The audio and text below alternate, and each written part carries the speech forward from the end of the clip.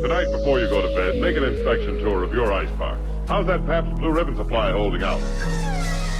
Tomorrow morning when your dealer says, "What did you have?" say, "Pabst Blue Ribbon." What else? Gucci, I'll go sunglasses right now. Hold on. I do have a pair in my room. It's the middle of the fucking night. We did it last time. The light up here is bright, actually. Well, not Yours last time, but Yours are in my car. Yeah. did the rain cease? I have 2 pairs in my room and one in Virginia. The rain has ceased. All right, For ready? now. All right. Hello, everyone, and welcome to the Hello Harem podcast. I am your host, Alex Luby, and I'm joined, as always, by the horniest of homies to sail the 7 seas, Mr. Anthony Luby and Luke fucking Farnsworth. How come I didn't get a cool thing? 'Cause I'm Anthony, cooler than you. what's a cool L Nothing. adjective? Loser.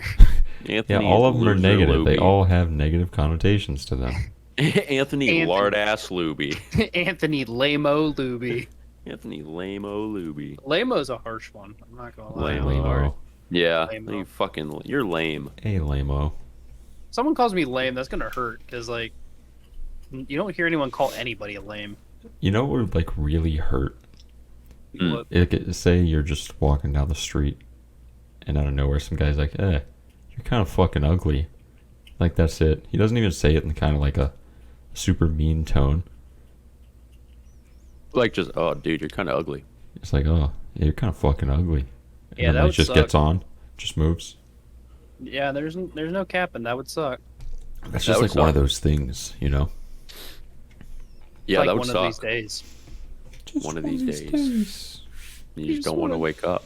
Yeah, speaking of music, even though Limp Bizkit is not really considered music in my eyes, but I digress. Slipknot Yeah, came out fuck. with a new album.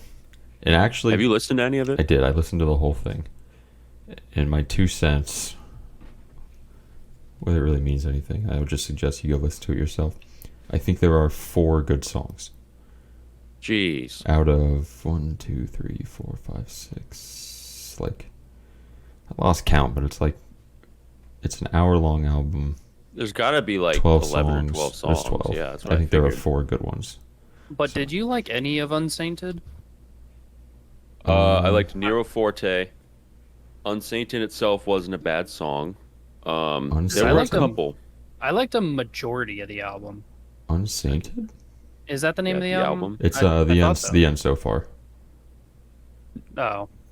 No, that's the new one. No. Yeah, that's what I'm talking We are about. not No, your kind. the We album are Oh, your right the before. old one. We are not your kind is the one Luke's You know, I referring actually We Are Not haven't Your listened to anything of We Are Not Your Kind. I actually like a majority of the songs. I've heard Spiders. I- I enjoyed Spiders. to. I liked Nero Forte, Critical Darling. Red Flag was okay. Spiders was good. And Soulwave Firth I actually really fucked with. If you're I going really to listen to some songs off the new album, I would suggest The Dying Song, Time to Sing, Yen, Hive Mind, and Finale. Those are like my 4 favorites. What's weird The only is the only one that really sounds I'm not even gonna say that. I'm gonna say The Dying Song and Hive Mind really have like a Slipknot feel, but Yen and Finale, they feel different, but I think they're really good. I think they're pretty Mhm. strong songs. Because the only Awful one I've Weird- heard. Oh, You go first. No, go. Okay, I was gonna say the only one I've heard off the new album is Chapeltown Rag, and I did not like. I that. did not like Chapeltown Rag, so No, that song kind of sucked. Like for We Are Not Your Kind, out of the 14 songs, I liked 10 of them. that's really good. Damn.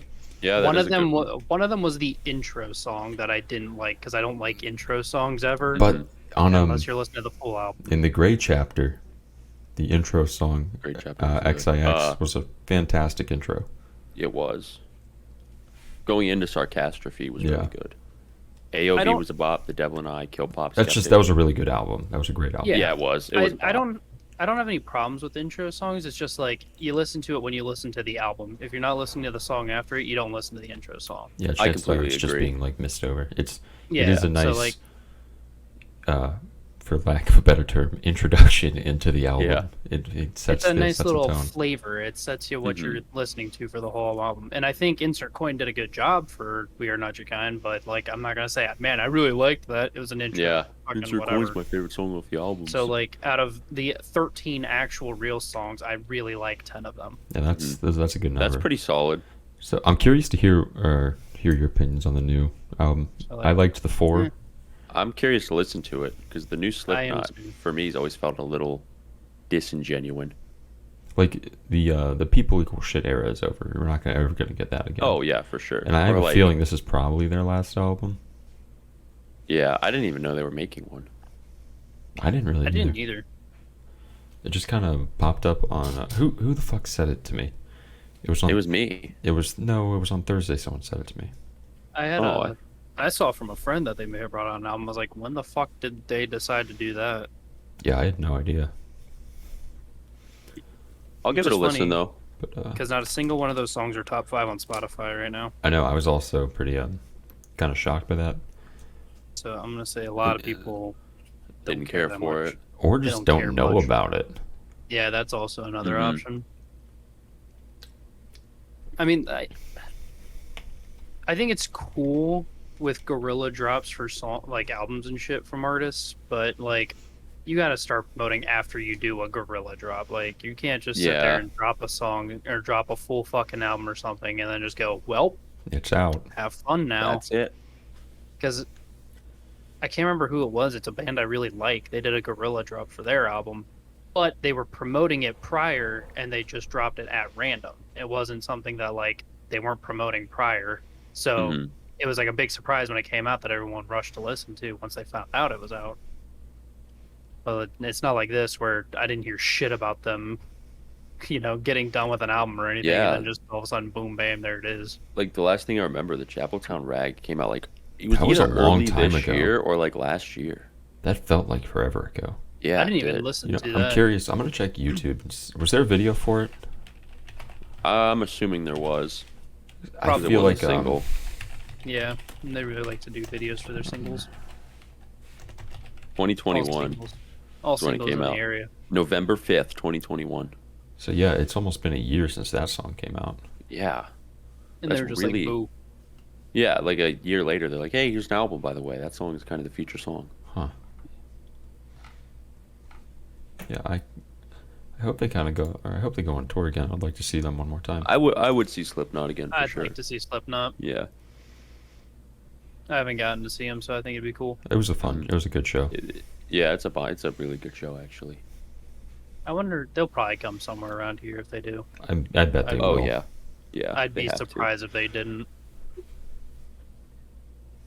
But I'd probably have to drive to like Richmond or something. What's Mhm. that? That's like an hour. Whoa. Yeah, it's an hour. It's also the big city around here, and it blows ass to go to. I hate Richmond Richmond sucks. so much. dude. I think we talked about Richmond a couple episodes ago too. Yeah, we probably did. There's nothing there. Yeah, just how shitty. Yeah, there really isn't like anything in Richmond, is there? No. No, I think it's a big drug town. I'm going to that con there in like 3 weeks. Is Hmm that Anime So that's Inc? cool. Yeah. I'm gonna go up. I want to talk to artists. I want to go to I just want to go to a con. I like Yeah, cons. those are fun. To Yeah, go they're to. fun. They're really fun. So I'm excited about that. It'll be bussin'. Cool. It's bussin'. Motion I baby. wish my mic's good. Yeah, it's all strapped. It's all buckled in. Why would it not be? I don't know. I'm always yanking it around. I don't think I'm it's like coming out. moving it. I hope But I'm you always guys moving are it. all buckled in to take that drive off of this screen down to the subscribe, like button, and leave a comment down there. That'd be really cool if you guys could. It'd be really sweet if you guys would just fucking subscribe already. Just fucking subscribe already. It's a click, man. It's one click. One single click. One click. Don't you don't even even have to yeah, hit you the don't. bell. You don't even have to watch the episode. Don't even Well, hit the bell. do Don't give a that. shit about the bell. Watch the episode, but Nah, we don't watch our own episodes. That's I occasionally will. I mean, we film them. What the fuck do I need to watch? Exactly. Well- Well, now I'm watching them again. when Yeah. when I'm making like a thumbnail or a title for the next video. I'm like, what the fuck did we talk about yesterday? Yeah, that's how I was when I would edit them. I'm like, what the fuck did we even talk about? Dude, there are times where we're like, "Oh, we should be about for the podcast," and then I forget what the fuck we talked about the whole last week, and I'm Same. like, Yeah, same. "What Like are we gonna repeat ourselves now?" I don't this know. one will be easy since it's the Yeah. the summer 2022 anime These wrap ones up. are always easy, This dude. is- This this is one's our easy to talk cop about, out. These Yeah. are our cop outs. This is- The summer 2022 wrap up. What is it? YouTube Rewind. or Yeah. something. This is our Hello Harem rewind.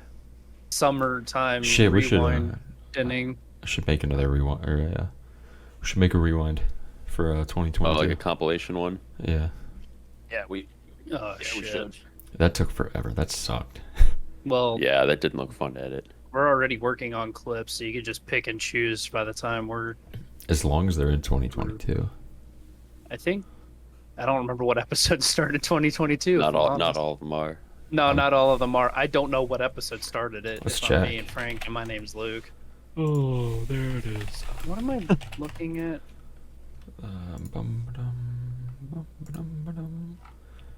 I just remembered that we, like- Oh, that's what I was doing. Okay. We're really good here at the Hello Harm podcast. We prepare ahead, we plan out, we think long, hard, and rough, and then I'm also a fucking moron. Yeah, we sweat. 1 year ago. Why is it I taking me to realized- September 27th? I realized that I didn't add part of our anime review thing that we always do, and now I'm sitting here trying to find an old one so I can copy paste what we do. What Bruh, part? oh my god, the fucking questions that we do every single time that I'm sure people love. Yeah, we're gonna have to hop into that soon, man. There's a lot there. Is it questions? this episode? Fuck. Yeah, one's favorite part. Also, we didn't discuss who's gonna do which show for a Yeah, quick I mean, we might as well description. just like. Oh, okay. The last episode was episode 74. It was uploaded January 1st, 2021, Damn, 74. which would have What been was that episode? recorded in December. So I don't know how we want to take that with the record date or the release date. Release. That's release. Most So- people don't give a shit about when we Yeah, record. Episode 74. I can't find anything. I have like 9 million tabs opened on my Google Chrome. Oh no, my computer's gonna explode. Fucking better not. I'm gonna explode. Well, let's do Anthony's anime of the week first. I don't have Well, it. Wait, It's fine. look Luke. for that. It's Luke. Oh, Luke. It's mine, Never so you're mind. close. You guys Uh, look really fucking similar. I'm sorry. Yeah, we get get that that. a lot. I know you do. All right, I found a thing, so we're good. All right, my anime of the week is Armed Girls Machiavellism. I remember This you was talking a show that about I this. watched. Yeah, this is a show I watched more for fun. It is about a very prestigious all-girls school that eventually becomes a co-ed school, and out of fear, the girls' fear for men being introduced into the school, they request that they are allowed to have weapons, and the weapon of choice of almost all girls in school is swords. Out of that, they get the Supreme 5 swords, which are like the strongest girls in the school, I guess, or something like that. And basically, they just keep everyone in check. And it becomes a school that like problem boys come to and get corrected on. You know what I'm saying? Shit beat out of him.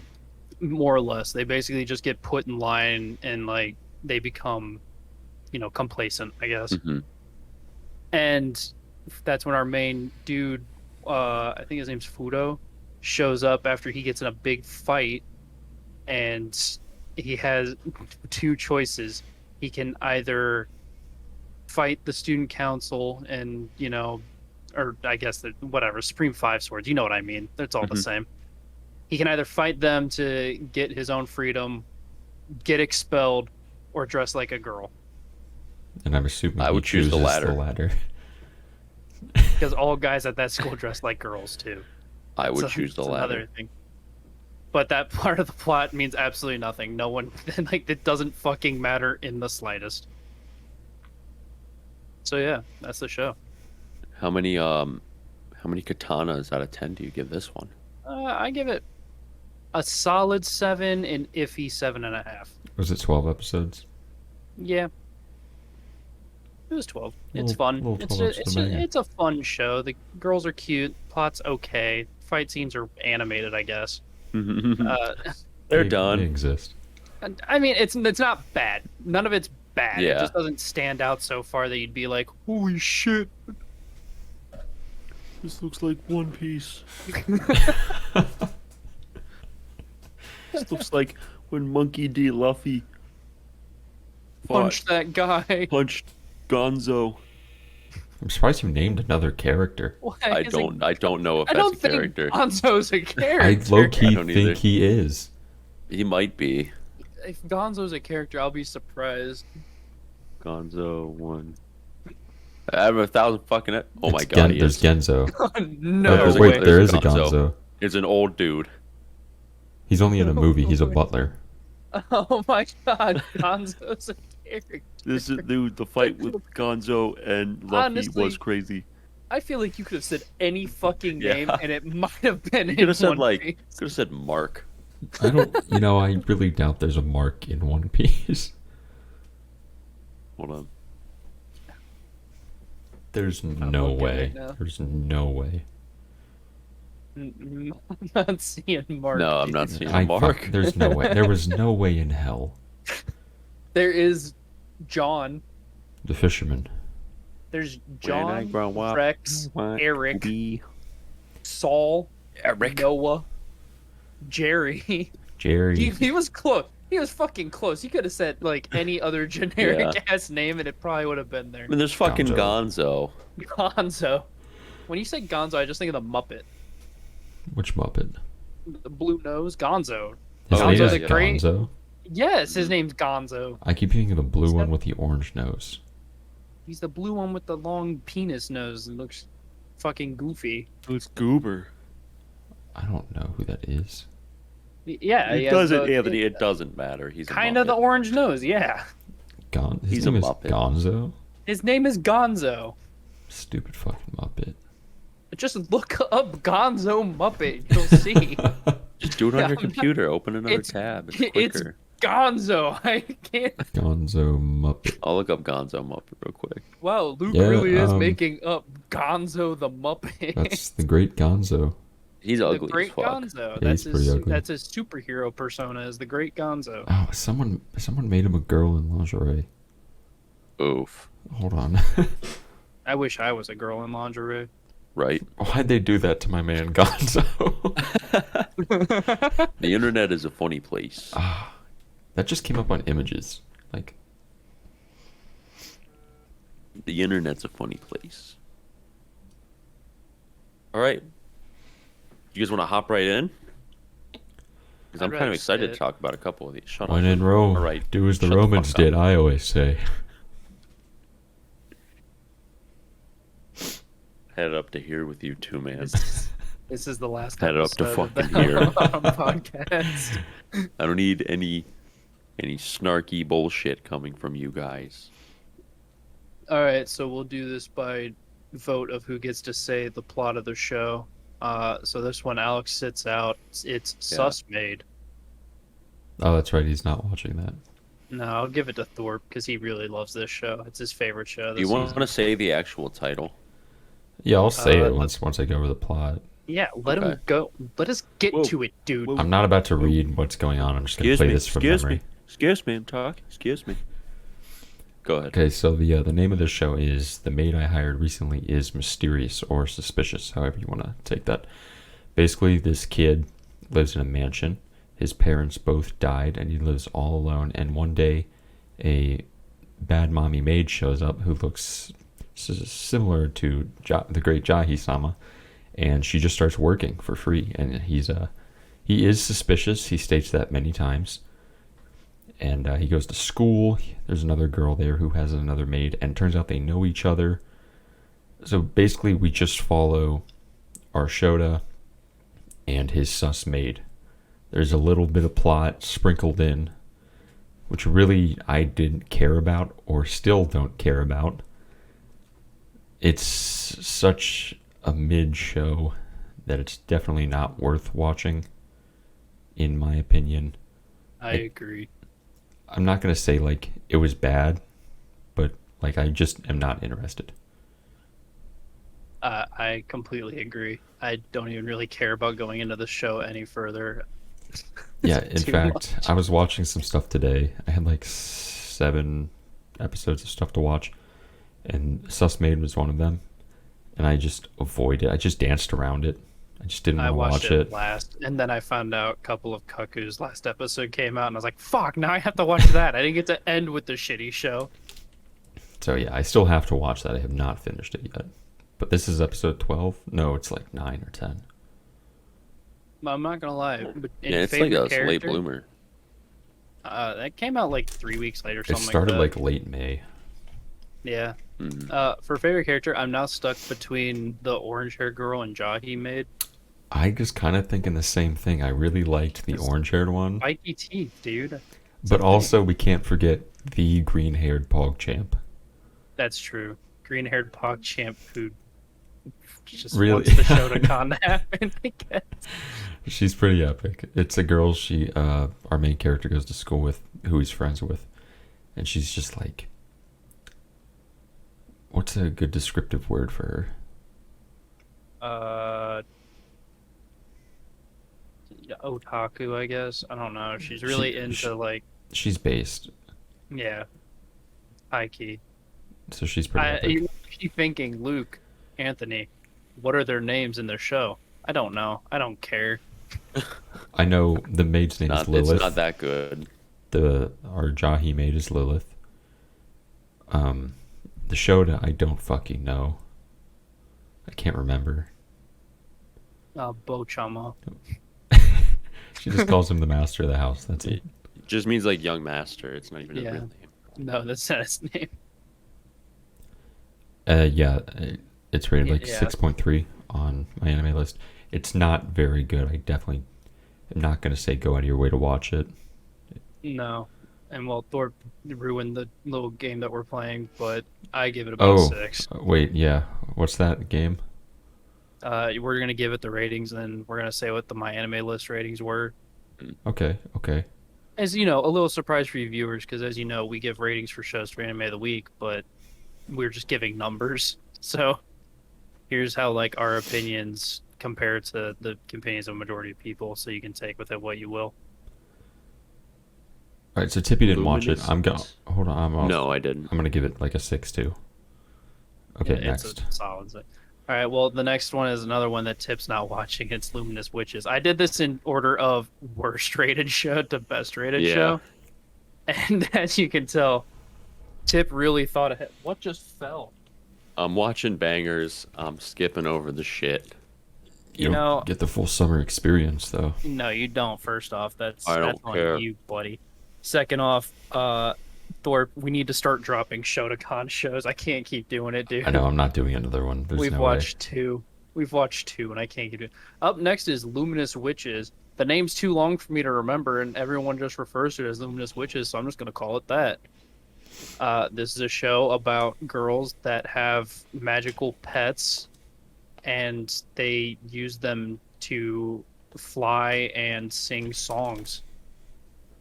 The plot is similar to Strike Witches because I think it's actually a side story of it. So if any of you know the story of Strike Witches, think of that, but not even close. And there you go. This was also such a mid show. It's so hard to like get into a description of a show that's just meh. The first like, It does sound difficult. you could say the first 4 episodes, I was like, oh, cool, what's going on? And then I Don't just worry, Alex. kind I'm of making you stopped describe the caring. next 2. You're describing both of these next 2. I didn't watch Stepmom. What? You didn't watch that either? That show is actually really fun. I'm gonna give actually, it a higher rating. yeah, I think it's unfair what it got.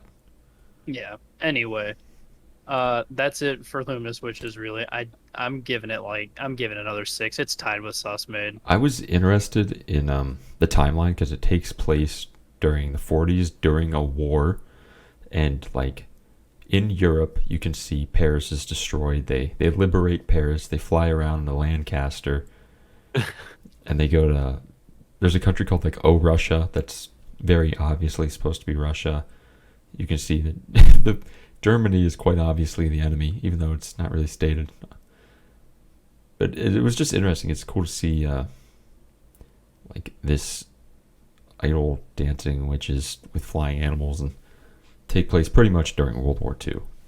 Yeah, I feel like it'd been better to just watch Strike Witches. Probably. I feel like we'd probably like that show. This show is just a shitty Love Live ripoff. All right, Luke, most favorite character? Honestly, I'm gonna give it to Kiwi Girl. Kiwi Girl was pretty big. Yeah, that's Mana. Yeah, she was pretty big. I can't believe you actually remember. She's the only one I really cared about. It was Mana and the like the three big head honcho girls, the one with the gray hair. Yeah. It was not her, but the other one who was kind of clumsy. Oh, goofy. I like the silver-haired girl too. Silver-haired mommy. She was pretty based. I like the clumsy one a little better. Mana was best girl. The show's mid. I give it a 6 as well. And it was given a 6.67 overall by when we made the numbers. When I made the numbers, I crunched them. None of the songs really hit either. No, they were all pretty. They were generic. They weren't bad. No, they were just. I thought the CG was really good though. No capping. It was.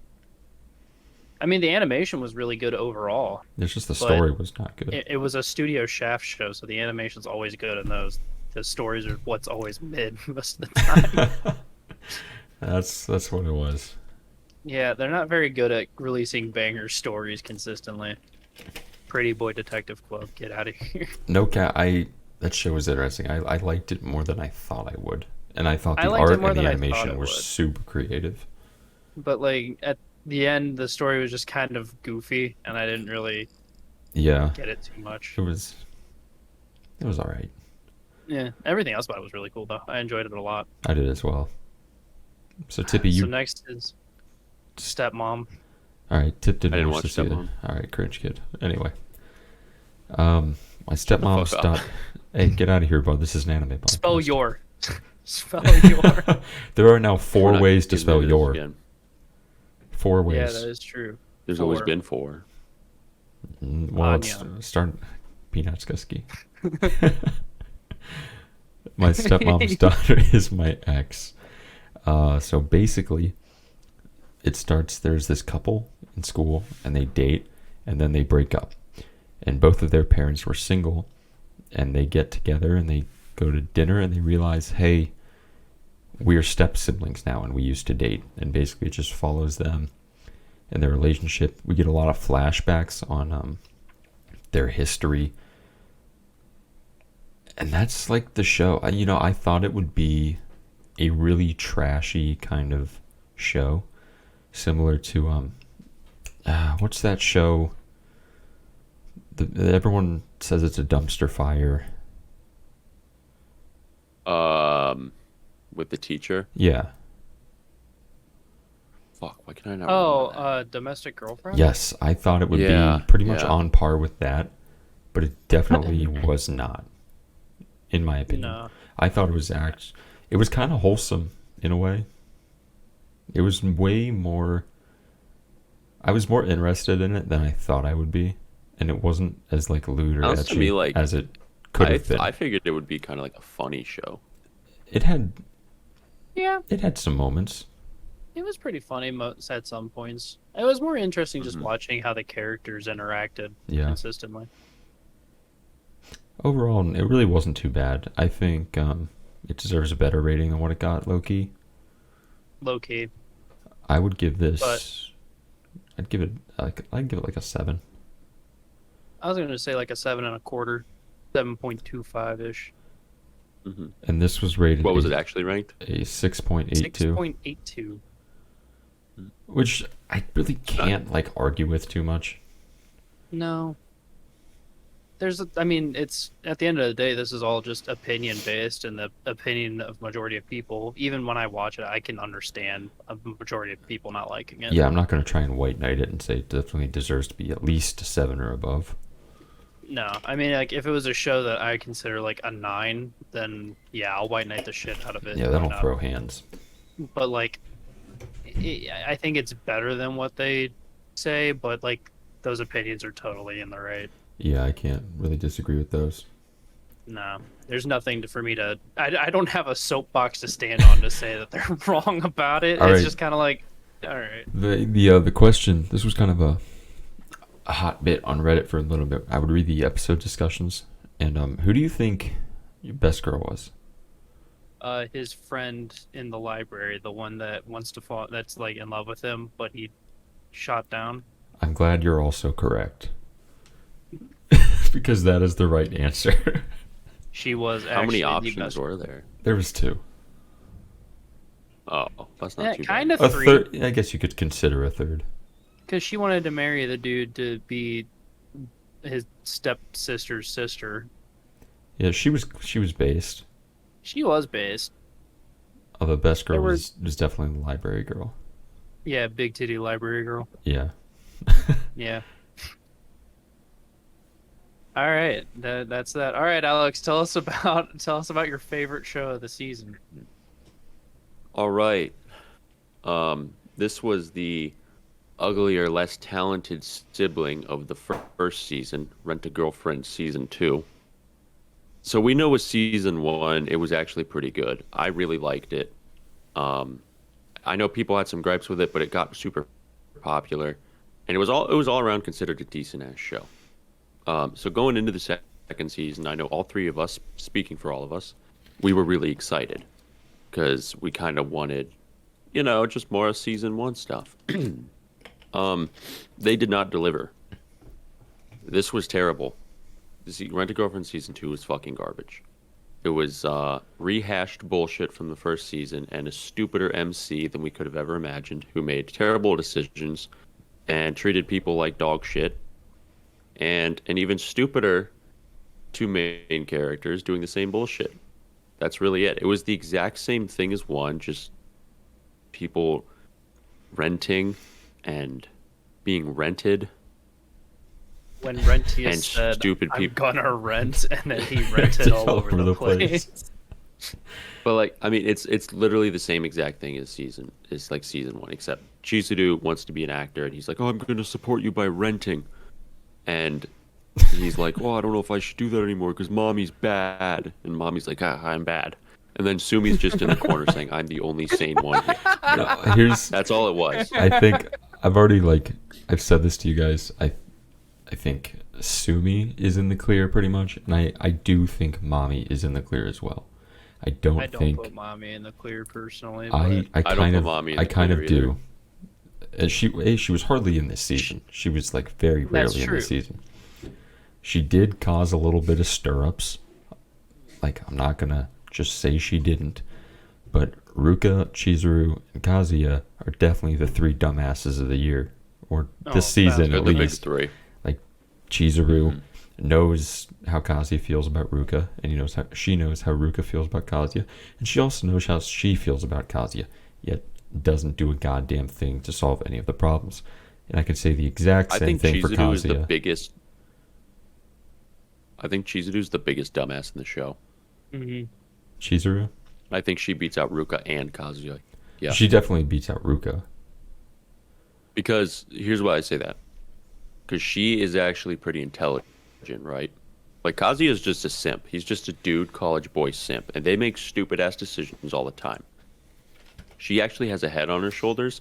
And she knowingly, essentially leads this guy on. Because she's like, "Oh no, I can't tell him how I feel." Because she's a fucking bitch. And then she knows Ruka really likes him genuinely. When she could just let him go with her. Because, like I said, Kazuya is a simp anyway. He'll forget about Chizuru. Because he's a simp. And she's knowingly doing all of this. And just trying to advance her own career, not helping anyone else. I think she's the biggest pile of shit in this show. Well, I can't really disagree with that. Like, the triangle of Valid dumbasses does argument. exist. Yes. Yeah, Triangle I mean, it of is a dumbassery. triangle of dumbassery. Hey, we said the same thing. That's why I'm It's saying just a like heaping. Mommy and Ruka or Sumi, or Sumi especially. Sumi's a saint. But like Sumi's best girl, obviously. 100%. For very obvious reasons. This is Yeah. She's my super favorite easy. character in the show. She's epic. She's super epic. Season 1, I liked Ruka more than anyone else, but Sumi's won my heart. She is... Like I said before, I She can is- low key. I can't give Ruka a pass, but I can kind of like understand where she's coming from. A little She bit. just likes Kazuya, Yeah, I think. and she's letting emotions drive her decisions. Understandable. Is it a good decision? No. But anyway, Kazuya and Chizuru really do just suck. Like, they're just not good. Yeah. It just I like sucks because this show was really anticipated, and it was such a total letdown. I like to think the name of this episode is the Rent-A-Girlfriend debacle, and then like a hyphen, and then it's anime reviews. I can Because do we're really that. going in Rent depth to Girlfriend this. debacle. We're really Yeah. going in depth to the psychology of Rent-A-Girlfriend right now. Yeah, this show gives a lot of. Yeah, we don't need to. We know No, What's that? it seems a lot of other people agree. they do, and that's at least I That's know we good. won't get like shit on for that because it sucked. We're also Genuinely, getting. it was a bad season. It was. Well, So I wanna change this one up. Would you guys rate season 1? I Give me your honest to God rating of what season 1 would get. I was interested. I was curious where everything was going. I wanted to know what was going to go on with the characters, how the relationships were going to evolve. And I think they did a good job of pacing things, developing the story. And while everyone still hated Kazuya, we even justified some of his causes. So it made all the characters not total shitbags, and I kind of felt for each and every one of them. So I would honestly give it like an 8. I did enjoy it. Alex? I would do the same thing. I think Anthony's correct. I agree. I give it What about probably, you? I give it probably close to an 8, if not an 8. What Anywhere I was between about like there. between the 7.75 to 8 area. what probably. was it rated? 7.16. That's pretty low. I mean, yeah, that's Or- low. well, That's n- low. Pretty low. No, that's pretty on par for your average rom-com in any capacity. I guess, yeah. Like when you think about the ratings of literally all other rom-coms that aren't obviously like Horimiya, that one is a big exception Mhm. for a lot of the ratings. But, like when we get into it, like you guys can see Ayumu Yeah. about an average for what you get. So 7.16 isn't bad. What do you guys give season 2? Oh, I just didn't want to watch it. I'd give it like, I guess I was interested at some parts. It drew me in more than some of the other shows we've already gone over, so I'd give it like a 6.5. But that's really kind of stretching it. Yeah, maybe just a solid 6. It was just riding the coattails of the first season, and they fucked it up. I'm gonna give it around a 6, I think. Hmm And this came out at a Really 6 disappointing. came out at 6.86 on my anime list, Yeah. which is 0.3 points lower than season 1, which is like quite a Mhm. dramatic difference Yeah. in terms of how many people have done it. People need to stop memeing it into fucking popularity They so really it stops do. getting seasons. Yeah. Because Fuck, dude. We're getting a 3rd season of it. I don't want that. I don't want it. I don't want to And I'm watch gonna it. watch it. Exactly. I have to watch it. I can't just I'm this not far. watch it. We have I to can't rent. watch 2 seasons and then not watch Rentius rent all over the place after he says I'm gonna rent. We're gonna rent. Jesus Christ. It's rent Anyway, time. before we rent too hard all over the place, up next is Prima Doll. This was a show about war dolls, like war automata, Yeah. and their main purpose was to control, dumber automata in a war to fight. I mean, there's not really much more to that side of the plot, but the show itself takes place after the war has ended, and the other nation that they're not in lost. I don't remember the names of either of the nations, I can't really either. and it doesn't super matter too much. And it is about our main girl Haizakura waking up in the Black Neko Cafe, and they run a cafe together. Pretty And good. some shenanigans ensue. There's actually a plot to the show, but saying it actually spoils the plot of the show. Yeah. So without spoiler, that's the gist of it. Thorpe, you got any thoughts you want to What do you give rate on it? it? I want Thorpe's thoughts on it real fast. Yeah, because Tip didn't I want watch this his either. thoughts. No, and this was actually I actually genuinely enjoyed this show. I did thoroughly. too. First off, the art. I'll start with the art. Was fucking phenomenal. This show looked amazing. I would say the plot didn't get me. What I really wanted from this was just a kind of a generic slice of life. But that's also kind of biased because I just really liked slice of life. So the extra story, I can't. I'm not going to complain about it. I thought it was still pretty good. It was engaging, to say the least. Right. I did like the show. Hi Zakuda was epic. We got some great reaction faces. And we got the mew. Mew. Mew mew.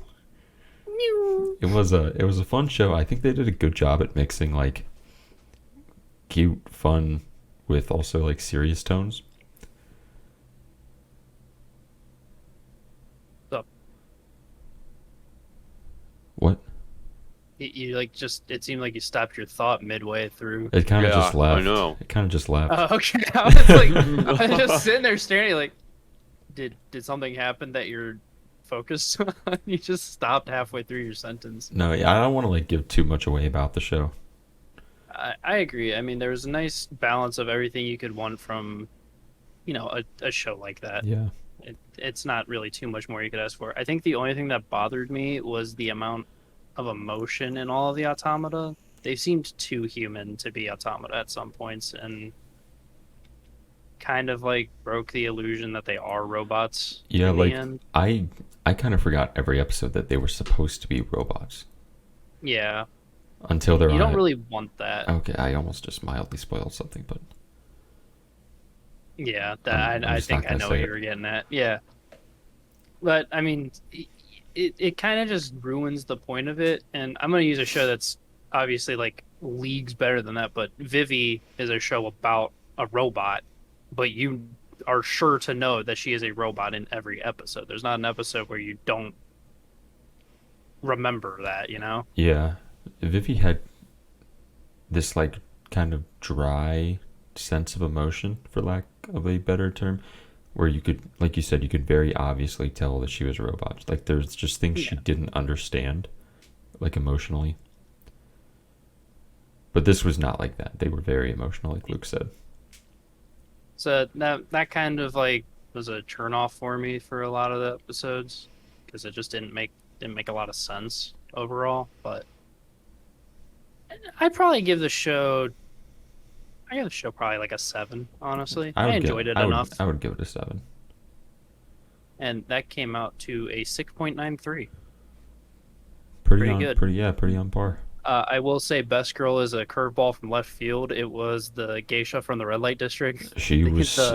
She was reminded me fucking low awesome. key of like Akagi, like high key of Akagi Well, that's actually. based.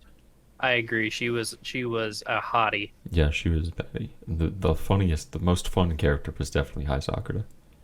Oh, by far. She was based.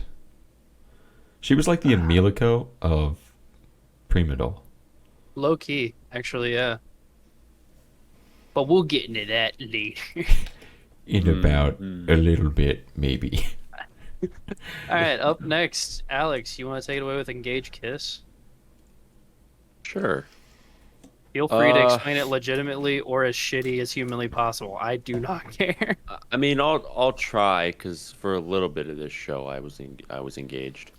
Engaged kiss. Laugh. So this show pretty much follows our main male antagonist. This dude. Shu. Did he have powers or not? No. No. I didn't think so. I feel like some episodes he did and some he didn't. But this dude, his mission is pretty much to fight demons, and he What has did this he? Yandere. I don't think so.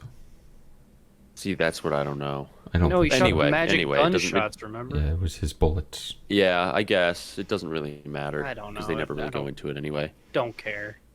But basically he's like this broke ass irresponsible guy, and he has this unconsensual yandere girlfriend, not by him, but like she thinks they're dating. She's like crazy, and she's a demon, and he works low key alongside this company with this girl who I guess he had a relationship with in the past, and essentially they just have to fight demons. Because his family died and he wanted to, I guess, meet his sister or find out what exactly happened. I was engaged for like the first like 4 episodes, and then it really started to go down. I think the show had potential, but they just kind of went in a weird direction about halfway through this season. The show Seemed like every single episode, I was less and less interested. The show was like riding steady with a mild incline, and then the nun showed up, and then there was a cliff. Once they introduced the nun character, it just got bad. I did not want to watch it anymore. They threw a ball from left field and it missed. Yeah, the nun ruined the show horribly. Yeah, she made no sense. Absolutely none. Nope, and she was like super hypocritical the whole fucking time too. I don't like demons. I'm gonna use demon armor now. Like, why? You don't like demons and you want to just remove all of them. Why are you using demon tech? Like, that doesn't make any sense. Yeah, the show reminds me of The Detective Is Already Dead in terms of my interest, where it started off and I was... get a season 2. I know, but fuck. It started off like, oh, this is pretty good. This is cool. And then as it went on, I was like, okay, what the fuck is going on? Like, where is this going? Yeah, like with episode 1, I was genuinely interested with episode 1, but like, dude, it lost so much traction. Yeah, it was like a train coming up to the station, but it runs out of gas like 6 miles away. You're like, when does it get here? Oh, it's gone, dude. It's never getting here. And then you get delayed, and you're late for work, and your boss is pissed. There's nothing you could have done about it. The worst part is that if they did make a season 2 and it's like the last episode, I would enjoy it. Because I liked the last episode. The last episode was the best episode because the end of the last episode was what we all wanted from the show in the first place. You said it very well. Luke said like the last 5 minutes are exactly what we wanted. And it was just fucking slice of life. Just shit banter back and forth between the dumbasses. And that's what I wanted. Slice of life, but whatever. It was just like shit banter back and forth. It was fun, and that was the highlight of the fucking show for me. Yeah, they tried to throw in this complex story, and it just didn't stick. And I don't know, I mean, like we said before, we're not reading these prior to watching them, so we don't know if they're doing justice to the source material or not. We're only rating these based off of the show itself. The manga could also be a straight up mess too. We wouldn't know. I don't really care to read it at this point because most anime, the point is to make you want to read the manga. Like that, it's more of a promotional thing than it is a strictly entertainment thing. Kind of off topic. I don't want to read this. I don't either. I have no desire. But kind of off topic from this show, but in the same jest, The Detective Is Already Dead. I am curious to read the light novel because it is so popular. Like, the anime was horrible. It was really bad. But I want to know why it's so popular. Dude, Matsuri and Fubuki are gonna show up on the TV to report your death if you talk shit about this show. That was the best part about that show. That was awesome. I was really hyped about that. I was huge. That was like episode 3 too. That was like, I think it was episode 2. Dude, I don't even think it was that far in. That was like probably what seemed like the only good thing from the show. It was just such a mess, and I know that a lot of we're not talking about The Detective's Already Dead, but I'm gonna just say this real fast before we move back to rating Engage Kiss. The Detective Is Already Dead might be the director's fault for like it being so bad, because if you guys remember when I talked about Riverside Peach Boy or whatever, Peach Boy Riverside, whatever the fuck that show was called, the director literally fucked up the order of the episodes on purpose. So they could have fucked up the order of the story on purpose, trying to make it something super cool and like, ooh, it's a bit backstory in the middle. No, just give me backstory at the start if you're gonna do that, and then give me the actual show. Don't do that. Keep you on your toes. Anyway, I give Engage Kiss like a 6.5. It was better than most of the other shows that I didn't want to watch. I agree. I'd go 6.5. I guess the characters with kind of the redeeming 6.5. factor Some of them. to an extent. And overall, it was given a 6.96, and I don't know how. I also don't. I don't know agree how. with that. If I watch the first 3 episodes, sure, but I watched the whole show. Like, yeah, I mean, it could be just people not going back to change their reviews after watching 3 episodes. Because a lot of people like to give reviews on my anime list after they watch like the first episode. Summertime Rendering is a perfect example, and I'll talk about some of those ones. God, people just Oh, yeah, I judged also it read off a of few. one episode. Mm-hmm. They're all like really dumb takes. They're They're fucking like dumb. trying to say that something that's popular isn't good because it's popular. It's what those are. I hate that opinion. We'll get And I into don't- that. I don't think any of us really give that opinion with shows. We don't just hate something because people like it. No, in fact, Mhm. it makes me happy when things get popular. I do too. I like when certain things get popular. Now, shows that I don't like getting popular, obviously, I'm like, yeah, I don't really care that much, but I don't hate it because it's not. I don't hate it because it's popular. I don't like it because I don't like it. I didn't like it before it was popular. Engage Shit like Kiss was mid. It was mid. It doesn't deserve even Hmm. close to a 7. No. That's my take. Not even hot. Yeah, That's I just my agree. take. All right, Thor, want to tell us about Ayumu? When will Ayumu make his move? So our story starts with our main man, Ayumu, and it's about shogi. And the question that I'm met with once again is, how the fuck do I play shogi? Because I'm very curious after watching like 10 shows about shogi. Why are there so many shogi shows? So many shogi. But our dude has a crush on the girl in the shogi club who is the president, and basically he will confess his feelings once he beats her in shogi. And this is very similar to Takagi. It's done by the same author, so it looks like Takagi. It kind of plays like Takagi, just low key, maybe a role reversal in a way. Not Yeah, so a not so little much bit. pranks, but like, I don't know. It's very similar to Takagi, so if you enjoyed that, there's a good chance you will enjoy this as well. I agree. Tip, you didn't watch this either, did you? Mm-mm. Dude, did you watch anything Holy shit. over the summer? Did you watch any shows? We're Yeah, I 7 watched a shows. shit ton. There's 20 here, dude. We're already into 7. You watched 2. This dude, Yeah. this guy, this Damn. man. Damn, Rip Bozo. Well, it's a good thing I did, and they don't sound like they were any good. This one was really Hyper good. Rip Bozo. I don't know why you didn't watch this. It was Okay, also this is the first good one. The also other the, 6 were the bad. same author who We did both this said- did We both said we Takagi. like I know, Prima I Doll. know. Yeah, and what was the other show that came out last season? With the- Tsubaki. Yeah, Tsubaki. Same author. Characters look pretty similar. Yeah, I know. You're just saying, dude, you're kind of cringe. Little cringe. Little I cringe. just had different times. Little Couldn't cringe. watch them. Different times, dude. You got a different penis. Yeah, dude. Bruh. This show is pretty like run of the mill, if you will. Yeah, it's But generic. I liked it a lot. I really enjoy these shows, these generic ass slice of life, funny haha rom-coms. You know, kind of the palate cleansers of the week. It is. It's just like a refreshing thing to watch. You kind of know what to expect.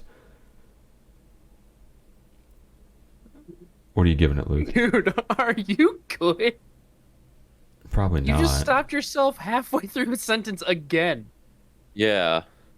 You just went, you kind of get what you expect. I said you kind of know what to expect. You didn't end it like that. You said you kind of know what to expect, but and then you just stopped. You I didn't say started but. to Yeah, you are. say You're ending in your another- sentences. No, you did. You started I to did not say say another but. word. You didn't say it. You started to. I don't believe you. You're like, but, and then you just like. Yeah, you looked off did. into Abby, space. I'm literally. I don't believe it. You've got No. I'm two backing up people. Luke. You literally were starting to say another word. Move your face away from the microphone. I watched your lips move. You guys are gaslighting And me. you just stopped and stared into space. You stared into space. Space is And that was the outside of second my time. house. Alex, you watched 2 shows. Get out of here.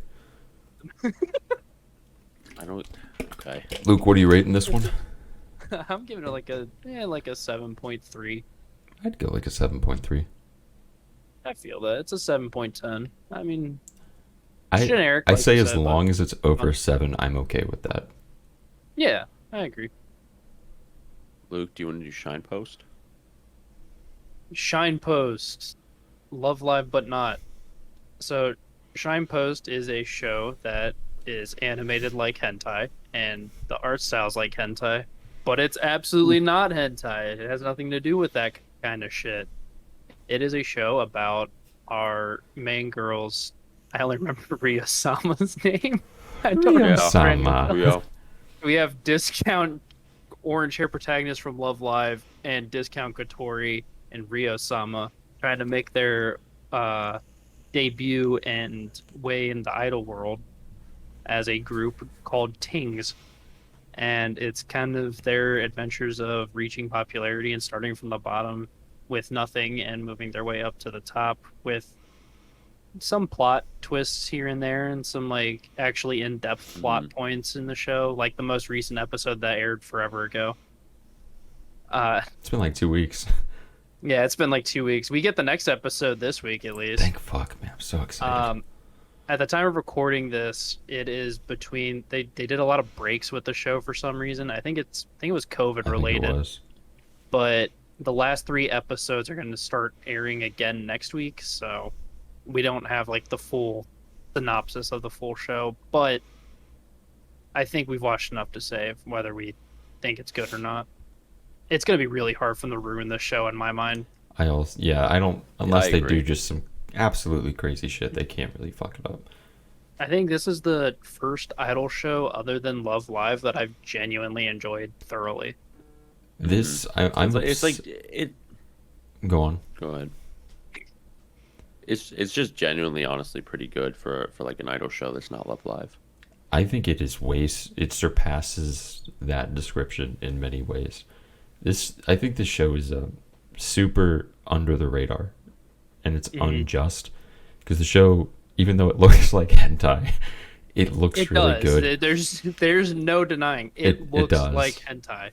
The characters are really awesome. There is a ton of depth to them. The voice actors absolutely killed it. The story is really engaging. I am so like drawn into this that I really want to know what happens. I want to see them succeed. And I like how throughout the show we're getting these backstory episodes. And even though the characters kind of come off as really confident, they all have their own things going on and they work through it. It really, I'm kind of mad that it didn't get more traction. I really like the show. It like very much upsets me as well. This is definitely out of shows that aren't season 2s, this is easily a top 5. I can't say this is a top 5 overall because the ones I rated the highest are honestly my top 5 probably. Yeah, they're all season 2s, pretty And much. most of them are season 2s. But if we took out Overlord and Superstars, Like Made in and Abyss. Shadow's House and Made in Abyss, that would definitely be my top 5. And I know that I named like 4 shows, but those are all the highest rated shows of the season, obviously for obvious reasons. I'm sure that you viewers at home, I'm sure none of you are surprised by those being the top shows of the season. No, But not. that's why my point stands. I think that this show would stand up there if it got more popularity. And, just idol shows in general don't seem to do well over here unless it's Love Live. In terms, Yeah. I usually watched at least one idol show every season. And this has got to be like right below Love Live for me. I think this is the Same. best idol show that I've seen that is not Love Live. And that's what I said when I started the description. I think this is literally the best not Love Live idol show I've ever seen. It's such a shame, man. It really makes me mad. It It is. makes me genuinely sad. I give this show a solid 8.5. Easy 8. I'm not even fronting. There's a lot of problems with the show, and I'm gonna like completely be upfront. It's not the perfect show, but like solid 8.5 is the strongest I could give it. The rating that it has is unjust. It's a 7.13. It makes me And- angry to think that. Our opinions are fairly biased because we do enjoy idol shows. If they're not your thing, you're not gonna like it for obvious reasons. You don't like idol shows, you're not gonna like an idol show. But I feel like it's a great show. It's fantastic. It is. It's like what was like Heroines Run the Show. Yeah. It's like that. It blew me out of the water. I was not expecting what I got, and it was so much better than what I was expecting. And I don't even truly consider that an idol show because there wasn't really a lot of plot around idols No, not really. overall. But I agree. It was just one of those shows that I did not expect much out of it going in because we've had so many idol shows that have sucked. Yeah, Or like, we literally had the we had same two of the idol. We had same two of the one. same. Yeah, literally the exact same fucking It shows. was the exact same goddamn show. I don't even remember. Fuck, what? One It was was, Idly Pride. The other one Idly was, Pride was the that was the first second one. one, wasn't it? Was that the first one? I thought that was the first. Hold on, research time. Dude, fuck. One. It was Did the you first say- one because Selection Project was the second one. Oh, Yeah, yes, Idly right, Pride yes. was the first. Selection Project was the second. And they were basically the same exact Same show. exact show. Idly Selection Project. Selection Pride. Idly Project. Idly Pride. And then we have our brand new Selection standalone Shine Post. which is Which just is way better. League. fantastic. I mean, even the plot when we watched Idly Pride the first time, it was okay. I don't like it was fine. I Yeah. guess What- it was whatever. I don't like the whole kind of tearjerker thing that some idol shows do. And Shine Post didn't do that. They strayed away from that. We just got our idols. The only sad parts we got are in their backstory. We didn't start off with someone's sister is dead and they want to be an idol just like them. It's surgery to have their heart, and that's why they sing a certain way. Yeah, like whatever the fuck the point of that is beyond Yeah. me. We just have some base idols who like what they do and they enjoy it. And the songs are good. I like the songs in this show. When Rio Sama got her solo, man, I'm glad that we only refer to her as Ria Sama. she fucking killed it. She's awesome. She's like one of my favorite characters in this show. She is based. She is my favorite. And the Discount Katori had some awesome jokes. Yeah. The only reason I don't say she is my favorite is because I really like Discount I Katori love too. Discount Katori. Discount Honk is okay. Like she's not bad. Discount but, like, Honk, Chica, or Shibuya Canon. And then the Choose. red-haired girl is just what was her name from fucking School Idol Project? I want to say Maki? yeah, I wanted to say Maki, but I Maki. almost said Mika. I almost Mika. said The Mika. I'm like, tomato. what the fuck? The tomato. Yeah, the tomato. You eat tomato? You. If you go to Baby Metal's Instagram right now, the first comment is "Where's Yui? I miss Yui," and there's an emoji of a tomato and a crying face. Of course there is, because the fan base just cannot let go of I something almost that said it. happened I almost years said it ago. to you. I almost sent it to you guys. You eat tomato. All right, let's do a couple of cuckoos. Couple of cucks, am I right? Who's on this one? Well, I can do it. I smacked Shine Post's ass, so someone else can. I'll do it. This one's actually pretty easy to describe. I forget the guy's name. He's the only one I forget. Nagi-kun? Nagi, that's right. Our main MC Nagi-kun lives at home with his sister and his two parents, who apparently are in the Yakuza or something. They own a restaurant and they're super poor. Well, I forget how it happens exactly, but he finds out one day that he was switched at birth with this super rich girl, Amano. And he is actually the son of the rich guy, and Amano is actually the daughter of the Yakuza family. So his sister is not really his sister. His parents aren't really his parents. And the two parents meet, and they decide that Amano and Nagi are going to get married. So they put them in this house, and it's just kind of their life. Shenanigans ensue. But he doesn't like Amano. He likes another girl at school, Segawa. And she, I guess, likes him. In the beginning, it doesn't seem that way. But it's just these three plus his sister. And they just kind of Say it. vibe. There we go. Like That's what I was waiting for. there's an underlying story to it, but I don't want to say it because it's a very big love square. Triangle. Yeah, What it yeah, is. it's a square. No, It's it's a square. Yeah. Well, it's more of like trapezoid. No, there's only 4. Yeah, but you have a line down the middle too.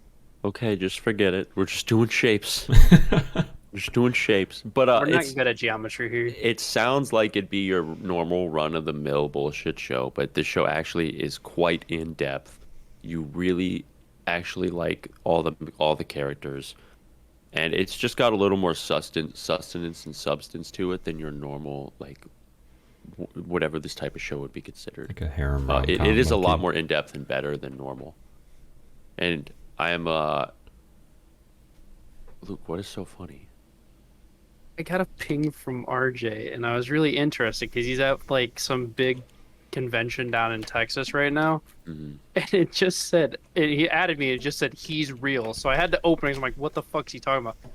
Some dude dressed as Colonel Sanders on stage, like with a bucket of fried chicken, Jesus Christ. and it made me laugh. So I'm sorry, that's my bad. Good. But it's just really funny. Disruptions for the Colonel are accepted. Yeah, I agree.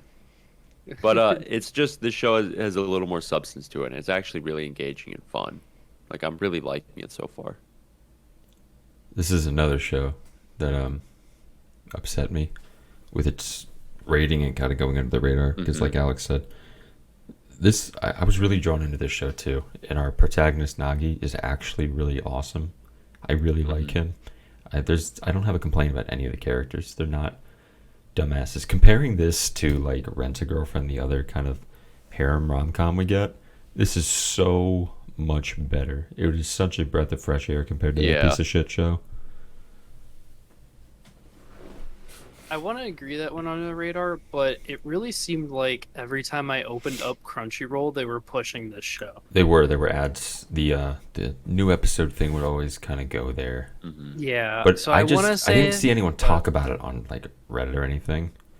I didn't never see saw anyone talk about it memes. ever. I didn't never either. saw I've never seen anyone anything talk on about it, and it's got like a lot of good like reaction faces and shit. Fantastic reaction faces. I mean, it really wasn't crazy. I mean, this rating is based off of 42,000 people, so it's not like ridiculously small, but it definitely is lower than what I would expect. I don't know. I do wish it was rated higher. I think it I was do better too. than what I people are think- giving it. Overall, it's a pretty decent ass show, man. It's actually really good. This was one of the Saturday shows I really looked forward to. Yeah, I I did do. too. I do really look forward to this one.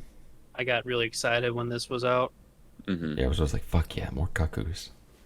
Yeah, Fuck so it's yeah. a solid Fuck ass yeah. show. Fuck yeah. Like there's a lot you can take away from it that you would like.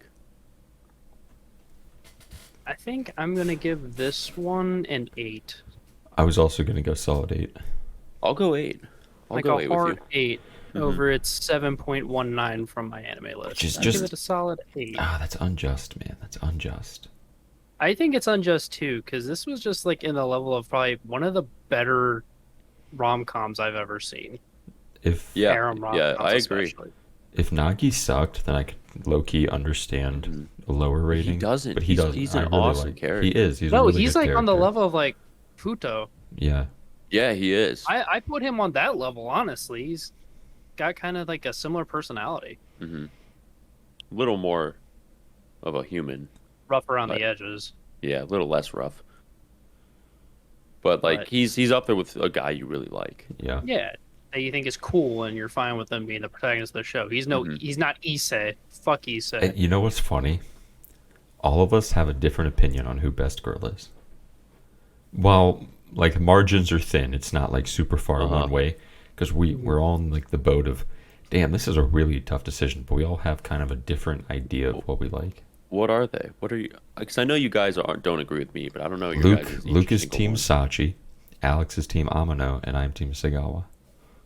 You're still Sagawa? This last episode, man, did it. Dude, the last two Solidified episodes, it. Sagawa was kind of based. I'm not gonna front. It's like every other episode would be like, damn, Sachi's pretty awesome, and then damn, It's like Amano's you pretty remember, awesome. I was with you, where like I was like, dude, how do you like Sagawa? And then the last two episodes, Yeah. like, all right, she's kind of based. I give Yeah. respect to people who like her now. She's fucking. Yeah, like sick. I can't disagree with your guys' opinions. I can't. No, I can't disagree with anything here, other than you're wrong. Because Sachi's the best. It is just a solid ass show, and I'm liking it. I'm liking it. Yeah, I'm. This is a show that I'm really hoping for a second season of. I would Yeah, really I would it. like that. There's a There's lot. There's unanswered questions I need to know. Mm-hmm. There's just a lot going on, and there's a lot more I want to know. Exactly. Yeah, I agree. A real quick thing. Best boy is Umino's dad. Oh, 100%. Oh, yeah. Yeah, the Yakuza His dad. Yakuza dad. Yeah, He's 1000%. He fucking is awesome. best boy. He's Yeah. best boy. Anybody 1,000,000%. with the Yakuza accent personality in anime is the best. I like when they go, huh? Do you guys want to do the next one? I'm going to take a pissies real quick so that we don't have to stop because I haven't watched this one. Yeah, This me, guy's me, gonna be me and Luke will do this one. Yeah, we'll do it. Because You I go- literally know nothing about it. That's all right. You go take I- your piss break, I bud. said I have to go back. Piss boy, take a piss I break. know. I don't want to, but I have to. Go on, piss boy. Boy's taking a piss break. We'll real talk quick. about this without you. I'll be back. Don't. All right. Don't. All right, Thorpe, you take it away because we're just gonna go in the circle now. All right. Next, we had Dropkick on My Devil X, the third season of Dropkick on My Devil. Oh God, how do we even start to describe this show? I mean, I had it as my anime of the week, so like, I'm sure if you're watching this in order, not from the recent episode, you've already heard me talk about this show. Basically, our main girl, not our main girl, but a girl, Urine, summons a demon named, what the fuck is her name? I can't remember. Joshin? Joshin. Oh God. Yeah, things just leave my head, like sentences Holy and names. shit, dude. She summons Joshin, and Joshin needs, in order to get back to hell, she needs to kill Urine. But she can't, because Urine is OP as fuck. And then all her demon friends come up and visit, and they have a really good time together. And the show, it's a slice of life with demons from hell and Urine. And Indeed. angels and monsters. It's so fucking crazy. There's like Chinese jumping ghosts It's and ridiculous. snow demons, and vampires show up. And there's, Hatsune Miku's there. there's like a yandere cop. I don't... It's a lot to take in. It really is. But I mean, canonically, Hatsune Miku is a demon. is she really? She was in demon school with Joshin, remember? Oh yeah, she was. She Yeah, had her, so she's canonically. she had a her green demon in onions this too. show. Yeah, she has her. Oh, this is blue weird. onions. This is totally mildly off topic, but I was playing Fall Guys today, and they're doing an event with Hatsune Miku, and you have to like jump around. What? Just listen. When you jump around, you have to collect things that are all over the maps, and one is a glow stick, obviously for idols, and the other is a fucking green onion. That's her thing. Is it really? Yeah. I was so confused why she had a green onion in every scene. Nope. That's the Miku thing. Miku has green onions. That makes a ton of sense now. Yep. That's why she always had a green onion with her. I don't know why it's the Miku thing. I'm not that caught up on Miku lore. That's all I know is that that's like a big thing for Well, her. yeah, that just makes me a lot less confused. But Yeah. Joshin is again one of those shows that does not have the recognition that it deserves. It's severely meta too. It is very meta comedy. Huge meta. Like it is so self-aware of itself. It is unreal, which I And when I- absolutely love. Like when I made my anime of the week, I was talking about how in season 1, like one of the first episodes, they insult the company that's animating them or something because they don't have enough money to pay for a fucking air conditioner. Like, It's very funny, and I think me and Luke said this. It wasn't on the podcast, but if this show were to have a new episode every week and never ended, I would be totally okay with that. oh, 1,000%. I look forward to this show every single week that it was out. This was my Tuesday. This was like, oh fuck yeah, it's Tuesday today. That's Joshin Day. Oh, it's Joshin Day, dude. I can't wait for Minos to be there and Medusa to be there sometimes. And I loved meeting new characters. Like this season, would that be a spoiler? Do I want to spoil anything? The vampires. Easy enough. We got some new I mean, vampires. that's all you got to say is just the vampires. It's not really anything crazy. Yeah, we got vampires. Hatsune Miku. Hatsune Miku showed up in God. every episode. We did get God. We had Hatsune Miku and vampires. We also learned a lot about Japan. Yeah, we did. We learned a lot about Hokkaido. We did learn. So it's an educational show that you can really learn a lot from and take away a lot of interesting facts. My best girl is Medusa. I would say mine is Minos, but I have to respect every opinion. all the opinions in this show are respectable Yeah. because I'm also close to the jumping, the Chinese jumping Yeah, ghost. And that Urine punches into a is pan. epic. Oh, Urine in the swimsuit, dude. Vampire Urine. Correct. Huge. Huge. Huge. What are you gonna give it, Thorpe? What are you gonna give it? I'm pissed off at what people rated this. I give this a, in terms of like how much I enjoyed this show, this is like purely on an enjoyment scale, like a 9. I think in terms of enjoyment, I give it like a 9 or a 9.5. Yeah. In terms of like how the quality of the show overall, I give it like an 8.5. I'd give it an 8.5. Like super fair. But just quality, like pure enjoyment is all I get out of the show. What was this rated, Nothing- Luke? This was given, when I wrote it down, a 7.42. Unjust. I think it's more crazy that it got multiple seasons. I hope is it better get another one. Because season 1 got a 6.99, How? which is that is just criminal. That makes me first angry. off. Like, that is a severe criminal offense, That and is. I will be taking you to court. I'm suing. And then this got rated lower than the second season. The second season got a 7.45.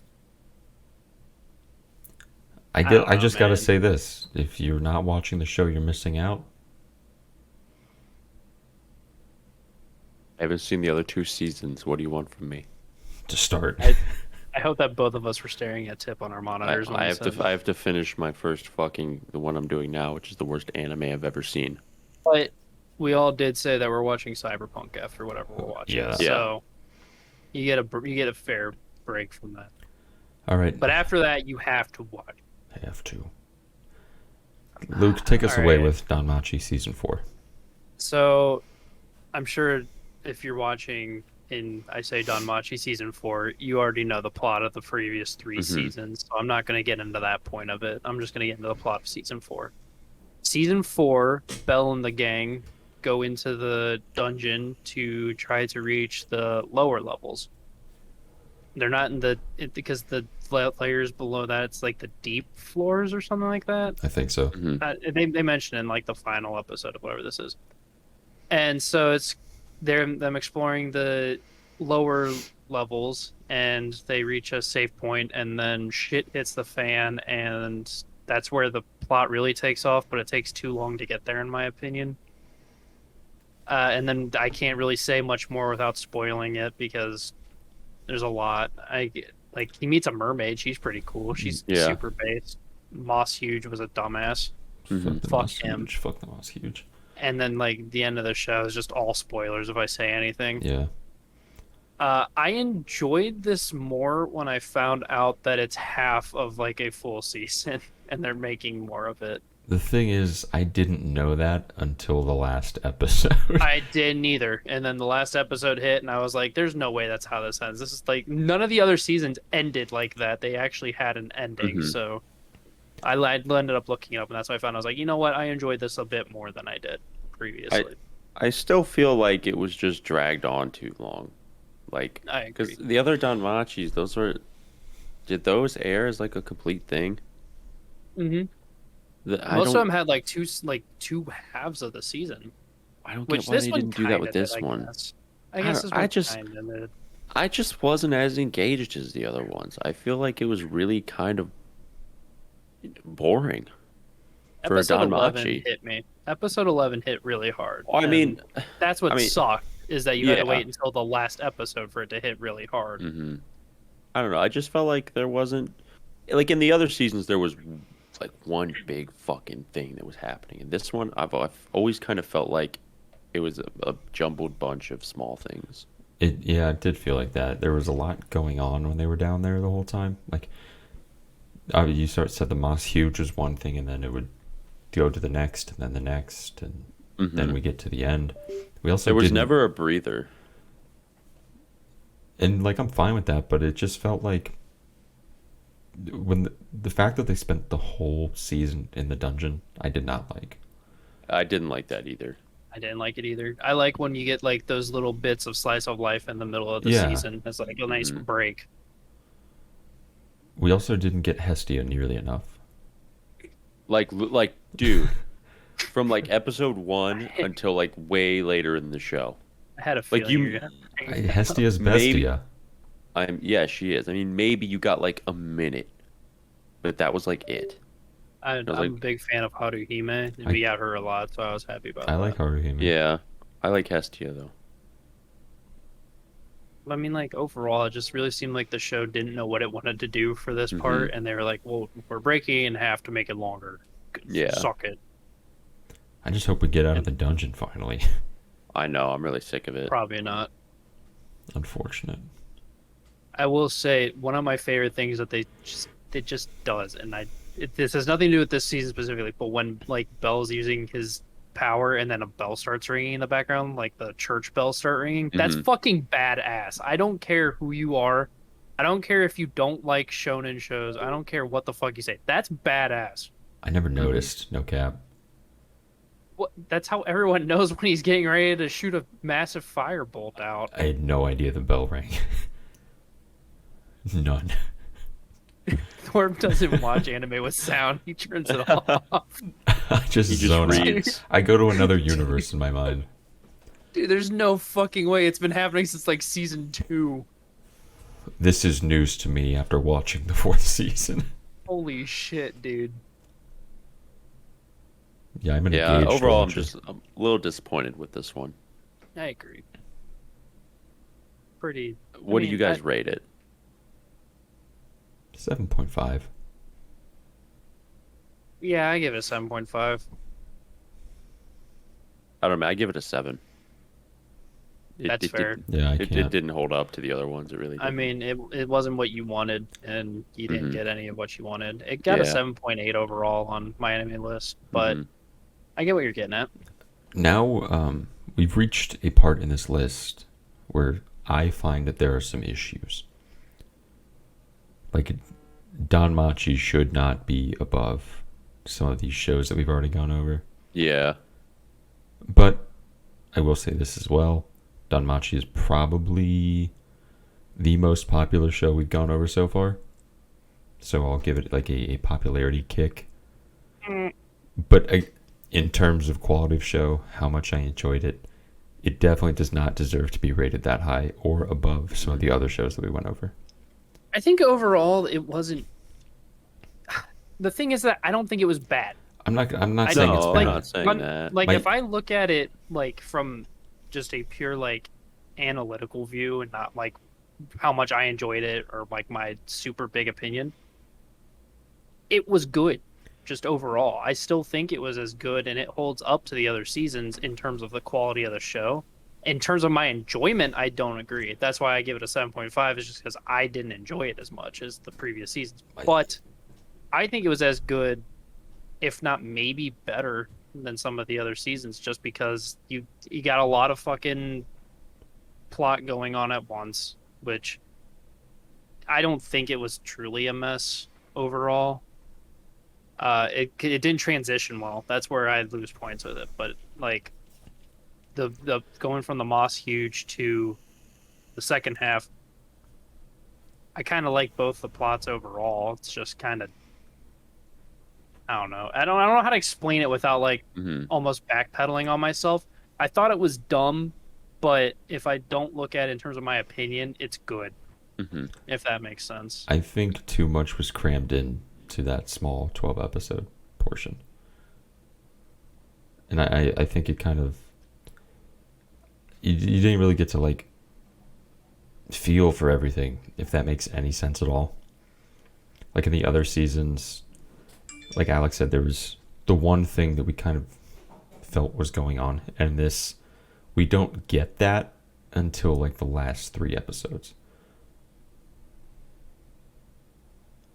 I don't really get what you mean with I that. didn't expect 'cause, anyone to, but... Because, like I said, all the other seasons they have multiple things going on. Like especially last season with Vina, my favorite character in the whole series. The first half is literally Bell's going down to investigate the Ikaros family, and then he finds Vina, and then he goes and takes her back, and then tries to help her settle in amongst humans, and then he finds the other monsters that can speak, and then a war breaks out. Well, on but the land. thing Like, with that is Vine shows up right in the beginning, and that sets the tone for you kind of know where everything is going to go. You're like, a new character is introduced. Who's this? What's going on? What's she doing? And in this one, sure, we got a new character, the mermaid, but she just like disappears through most of the season, and she's hardly in it, which I was pretty upset about because she was based. She's a good character, but she's just hardly in the show. Like, we get her, and then she's just gone forever. I kind of get it, but at the same time, she's a mermaid, and there's not a lot of water around. It's for not most even of like the that. It's just like, lore. why introduce a character? Like, I can't say this without spoiling it, but why introduce a character when she doesn't do anything? Like, they kind of made her seem pretty important, and then she just wasn't until the very end. But I can't make my argument without spoiling. I know, that's the Yeah. issue. You know what I'm saying is that she Yeah. does something at Yes, the end. I know, She but it's literally just, holds a like, purpose. There's a timeline. It starts here and it ends here. We get her, and then she just ducks under, and then she shows up again. I guess like the argument I can make for that is that in season 3 the point was Vine and the whatever the fuck those dipshits were called. What are they called again? The monsters I that think it starts with an I X. forget the ones that can talk. I forget. Xenos. Yes, the Xenos. I want to say Xenomorphs. So but like the no, that was the thing in the second half. But like in season 3, the point of the season is the Xenos. In season 4, the point isn't the mermaid. She's just a Xenos that shows up. But that's not the point of the season. If she was the point of the season and they did that, I would agree. It'd be just like the second half of 86, where they just showed nothing but Melise and she's never there. I would agree with you there. But the point of the second season is Moss Huge, and then discovering more secrets of like the shitty side of families in the deeper levels.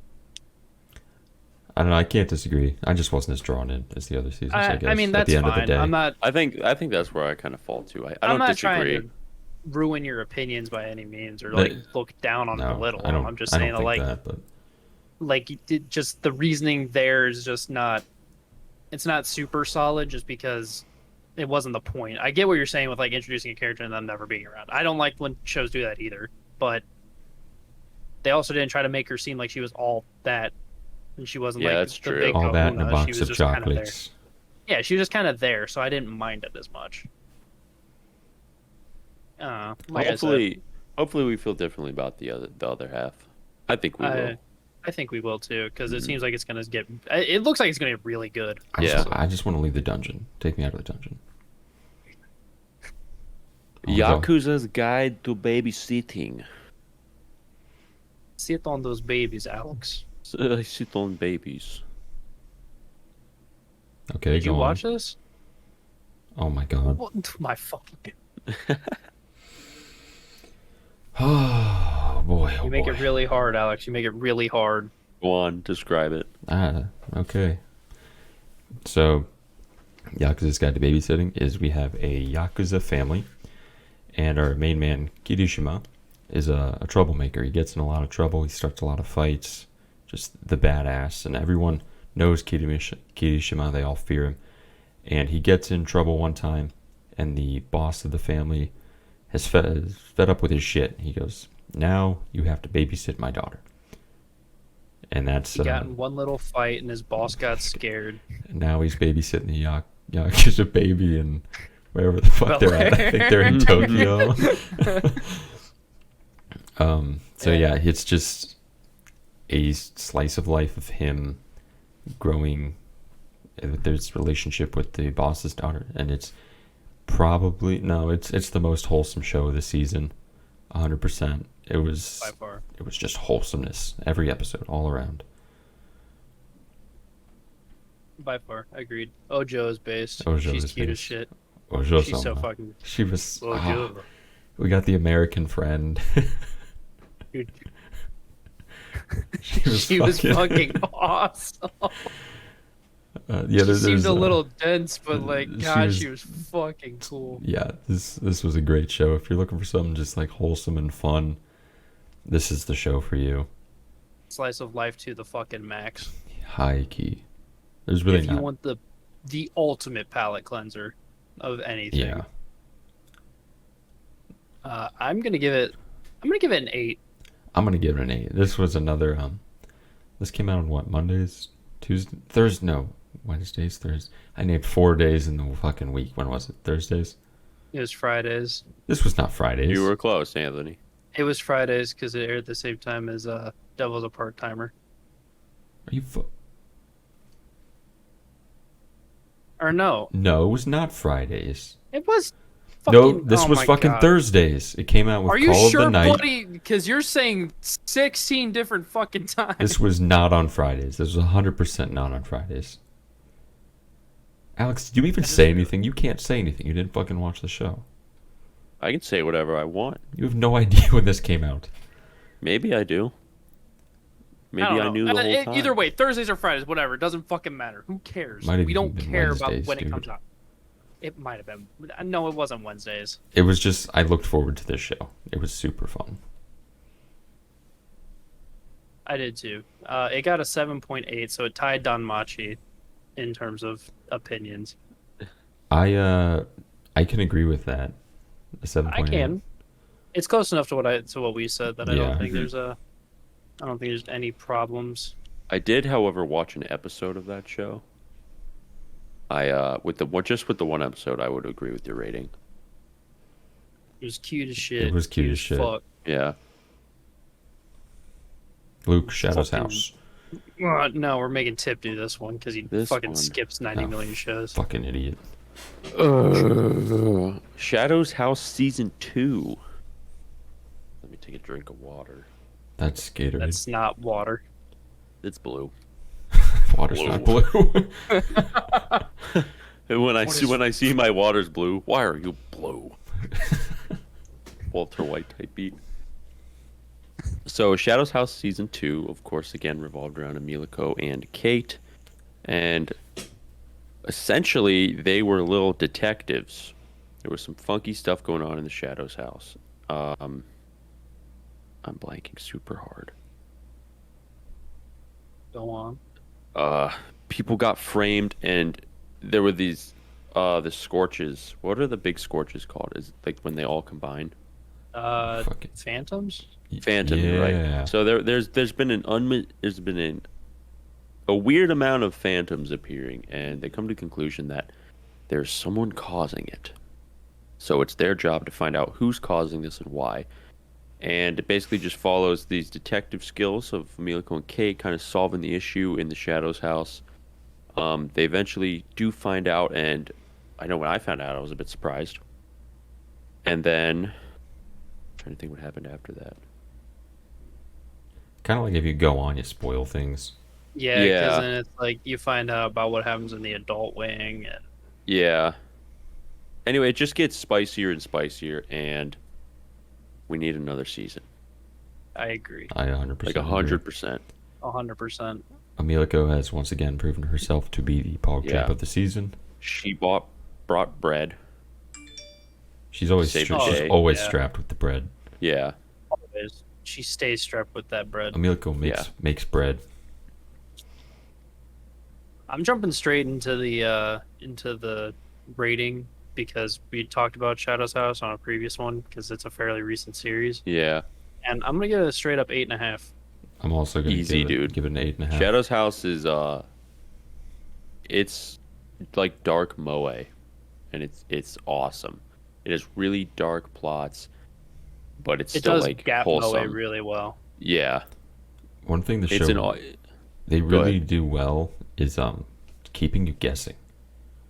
yeah. It's, Even 2 seasons in, I'm like, what the fuck is the deal with this place? yeah. Like, would you call it like true crime almost? Low key. I mean, I don't know. maybe actually now, yeah, people are dying, things are going south. Yeah, things are getting spicy. I mean, I guess, yeah, there is a lot of like detective work was a large part of the plot this Mhm. season. And there's still Just like a- an investigative Yeah. nature. Just an awesome show. This isn't one you want to overlook. Just No, the way, not at because all. I know people would probably pass it up just because the way it looks and the characters. It's not one you want to pass up. It's actually a very in-depth story.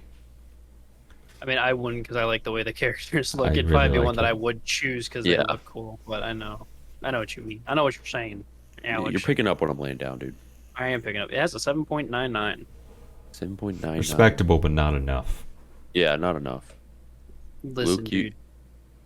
Just What? under Sleepy Princess. Luke, you want to hit us with the Big Monday show? Oh, you mean Love Live Superstar Season 2?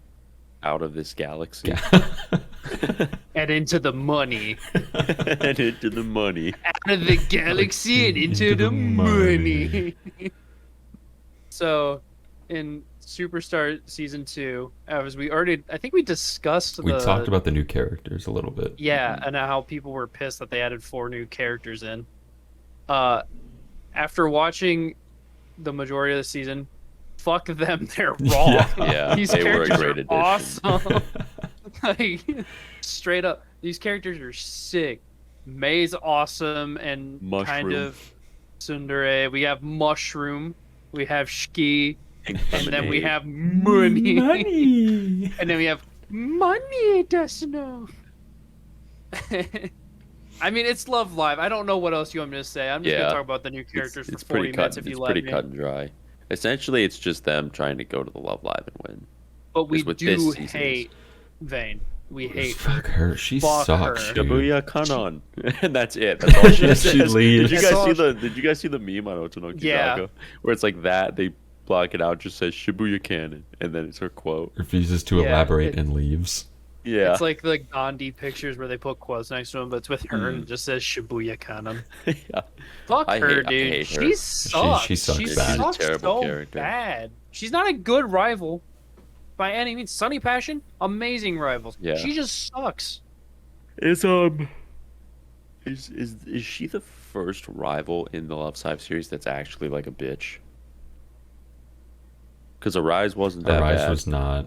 Who was the rival in Sunshine? Saint Snow. Oh yeah, right. Yeah, And Saint Snow. They Snow were was, nice. They had a snow day Saint with them. Snow was It fucking was awesome. based, and if they didn't shit them out of the story, it'd Right. been They would've over, won the dude. Love It was Live. crap. You could argue in Nijigasaki, I'd say Lonju. Lanju, like for like 2 episodes. But then she joins the gang. yeah, then she was Yeah. nice. Like I'd say she was not prior to nearly as joining mean as the this gang. one. Lonju. No, she Yeah. just sucks, She's dude. just And like mean. Yeah, she does. suck. nothing she does is like, oh yeah, I get it. I'm like, I don't fucking get why you're here. She said like 15 words throughout the entire season, Yeah, and she's managed to make me hate 13 her. of them were Shibuya Canon. Even though we can't have that because that's an odd number. And there's even words. 98. Oh no. But I digress. 98 long ball. It's Love Live though, and it's great. So it's I Love agree. Live. And I the can't go songs wrong this with it. songs They were good. kind of fucking bump, dude. Love They Live bump knows a how to put little out bit good too music. Lots hard. of meme material. Huge. Lots of it. Huge meme material. Yeah, lots of good stuff. And you know, at the end of the day, we're all getting that money. Money. Does no. It's no. This What do you show- guys rate it? I give this a 9. I'm a Love Liver. This is Dude, biased. I'm a love I'm liver. a 9. I'm biased opinion, 1000%. It's a 10. It's a 10 out of 10. Okay, It's a I changed 100 my out- answer. It's This is a a 10. it's a fucking 98 out of 10, dude. I can't fucking give it any other Yeah. rating. It's a true Love Live. Like Nijigasaki was. I like the second season better than Nijigasaki by a mile, but this is what the show is meant to be. It I get is. to watch School Idol Project and Sunshine live. Is what I feel watching. Yeah, this. Yeah. in just a different part of Tokyo. Again.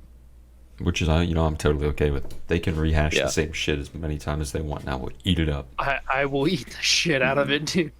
It has an 8.10, which I think it's actually the highest rated Love Live out there. I think the only thing that's rated higher than that is one of the School Idol Project movies. That's interesting. Crazy, actually. It's interesting. It's wrong, I but it's think. interesting.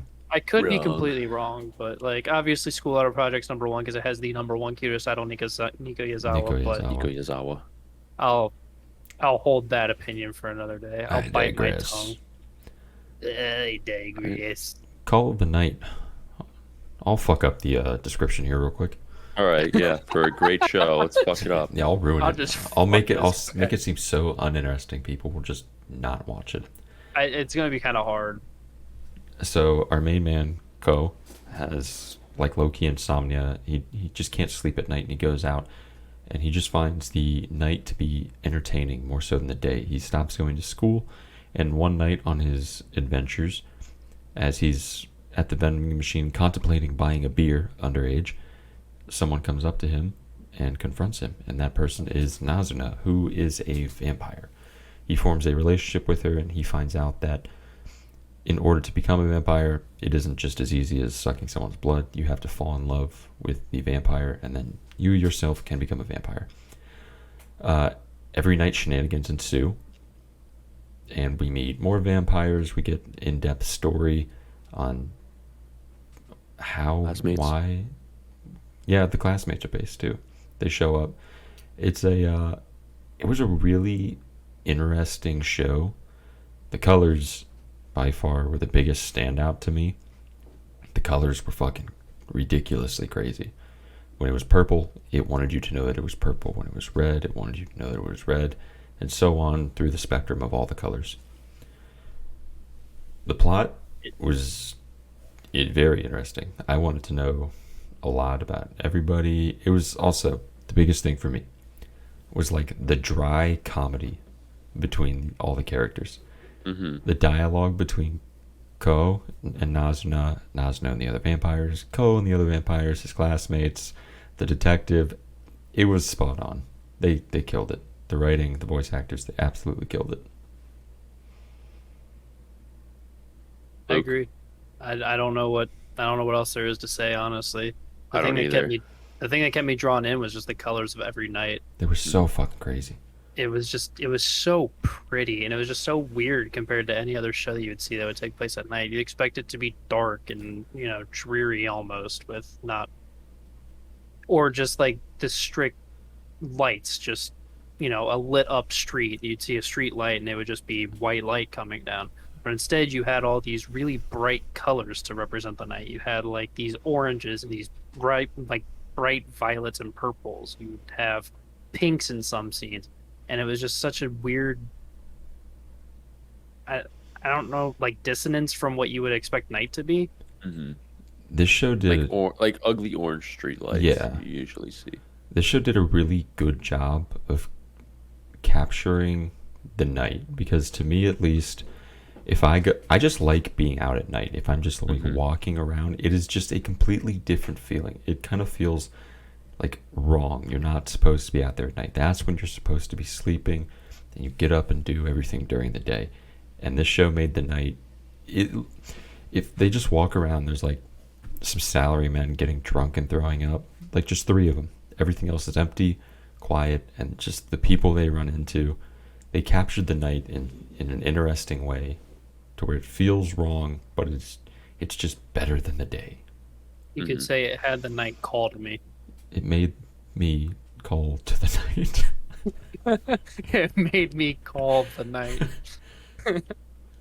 Well, Thorpe, you failed when you said Nazuna, because now everybody's interested in this show. Yeah. Because she's kind of like taken the internet by storm. As For a she good should. reason. Yeah. Very good reason. She's awesome.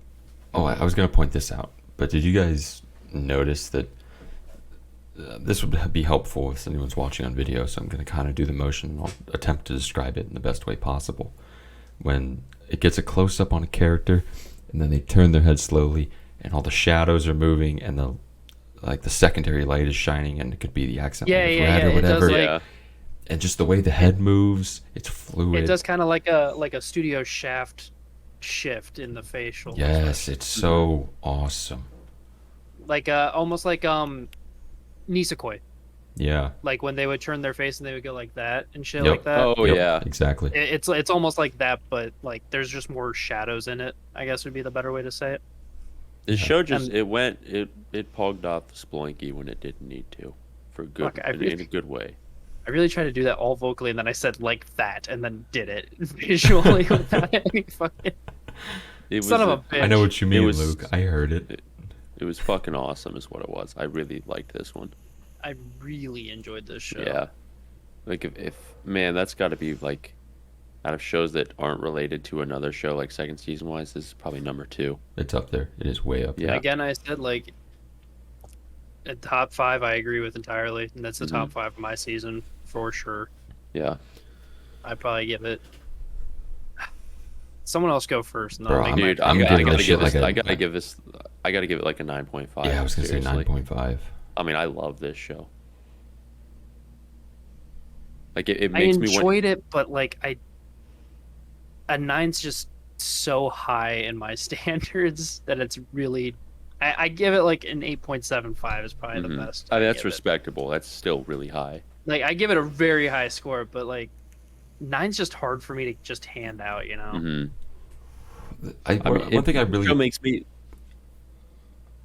The show makes me want to quit my job and just wander the night. I really want to do that. I appreciate when a show does something off cuff. Like this, Mm-hmm. the plot, wandering, like you like wandering around at the night and you stumble upon a vampire. It just seems so different. It's fresh. I like that a lot. Yeah, it's creatively fresh. Agreed. All right, Luke. Overlord. Overlord. season 4. Overlord season 4. All right, so Ainz says the word Overlord and then the season ends.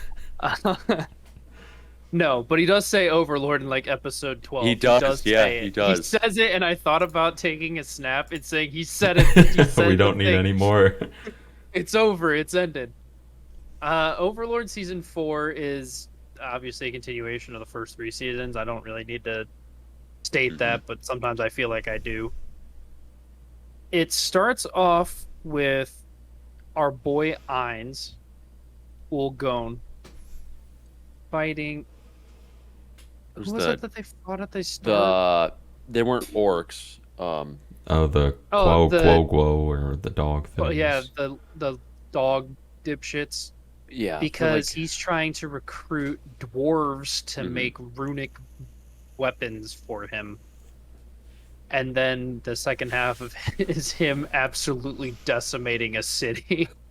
for like no good reason. There's not Just really... they fucking took his because. wagon. There is a good reason. Yeah.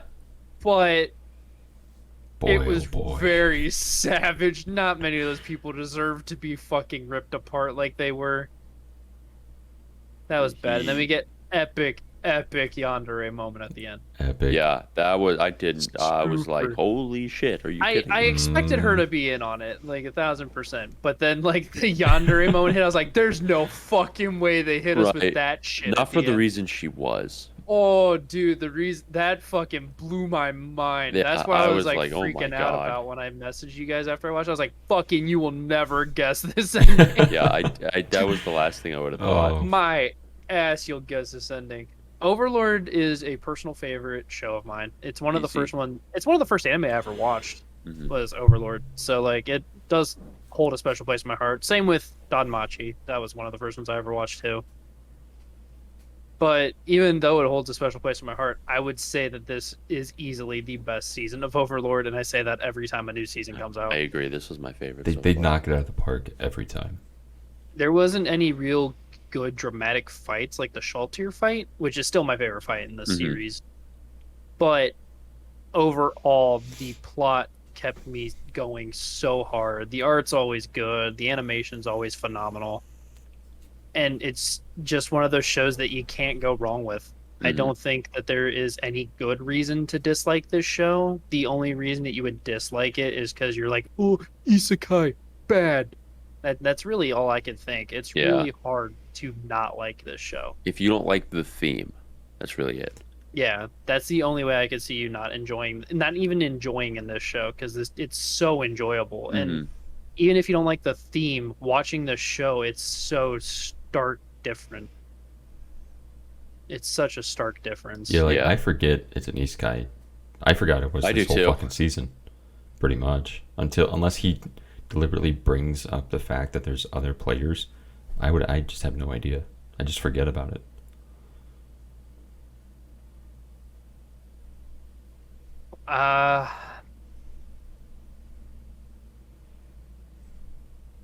I don't know what to give it. I don't know what to give it. This is one that I kind of want to give a 9. I would be okay with a 9. Honestly, I want to give this a 9. It is so goddamn good, dude. Yeah. Yeah, I can agree with that. That seems fair to me. 9. Overlord season 4. And then this is where I'm sure I'll make a lot of enemies. It's Licorice Recoil. If you want to give the rundown, want to give the rundown, Alex. All right. So Licorice Recoil essentially evolves around. You start off with our main character, one of Takina, and she's basically works for this agency called is it DEA or DA? DA. That's what I thought, for the DA, and they're called Licorice. They're basically spies who go on these crazy. Keep the peace. They keep the peace. They're essentially spies that keep the peace, and they stop villains, and they go on these crazy, dangerous missions, and they're extremely, highly trained. And she makes a little oopsie-whoopsie, and she gets sent to a little cafe, Lico Rico. And there she meets our other main character, Chisato. And these two, it's basically they become really close friends, but you kind of don't. I don't know. They both have extremely different personalities, but you can just tell they're pretty close friends. And they essentially try to stop this one guy, Majima, from doing these terrorist attacks. And some of it comes to the big Tokyo Tower area, and that's it. It's just basically spies doing spy stuff and stopping villains, essentially, is what it is. But you find out, if you watch the show, there's a lot more stuff that's in depth. You learn relationships, you learn why things are the way they are, you learn shit you didn't expect, never would have guessed. Solid ass show, in my opinion. Animation, top notch. Characters and story, top notch. I don't know what else to say. It was a fucking good show, honestly. I didn't expect it. I agree 100% with what you just said. Oh, Overlord got an 8.22, by the way. I don't know if anyone said. Oh, yeah, okay. Right. So this is where I think I will make a lot of enemies. I think Overlord was better than Licorice Recoil. I don't think that's such a hot take. It might be, depending on who listens to this. But I want to start off by saying I really, really, really liked Licorice Recoil. The problems I had with it are pretty big, but for it to have the problems I think it had and me to still like it a lot says something. It speaks sounds for what the show was. I mean, one of my biggest problems was Majima. Is the dude immortal? Is that what the plot of the show is? I agree with that, because there was one scene we always talked about. There's actually 2 scenes where he should be dead. Because the end of the fucking series, right. The end of the season. Yeah, in the Tokyo Tower part. Mm-hmm. That's bullshit. He should not be alive. That's stupid. That's just writing in one villain because you think he's a good villain and keeping him for the whole time. Yeah. That's shit. That is straight up shit. I can 100% agree with the Majima thing. And he should be dead. Oh, that pisses me off beyond belief. The other thing is that the last few episodes, I feel like they kind of locked themselves into either one thing happens or another thing happens, and there's not really much room for the show to end any other way. And to the extent I kind of saw a majority of things happening at the end. See, I feel like this is where hold on. Go on. I feel like I can agree with you to that being a point for a show to critique, but there are certain types of shows where they're not supposed to go on longer. They are supposed to be exactly what you think they're supposed to be, and Licorice Recoil was one of. I don't think that's his point. Well, no, he's saying that there wasn't a lot of. You can't go a lot of ways. He said they locked you in. They're like, okay, only a couple things can happen now that we have the information that we have. So they can't go anywhere else. And I'm saying this is one of those shows where it's just kind of meant to be that way. They're all gonna fucking live. No one's gonna die. But my point is that it was for the last few episodes. It wasn't like the last two. Like 4 episodes out, you kind of know one way or the other the show's going to end this way or that way. And that's where I come in. And I know that's not a good critique for a lot of people. It's something that irks me personally. It's just a personal irk. I'm not trying to talk bad about the show. It's just something that I don't like when, like, I would say if it's a third or more of the show is left and you can tell how it's going to end based off of what they've done, I don't like that.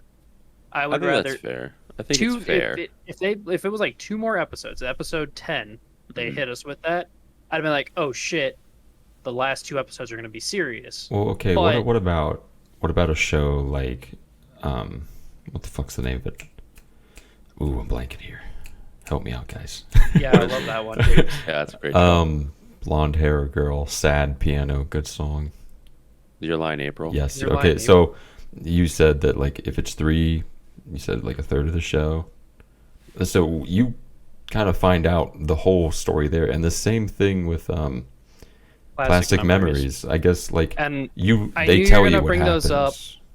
I knew you were going to bring those up, and I think it's the same thing with what I said about, I don't remember which other show I said, but when I was talking about like Don Machi season 3, the point of those shows is that that's the whole show, you know?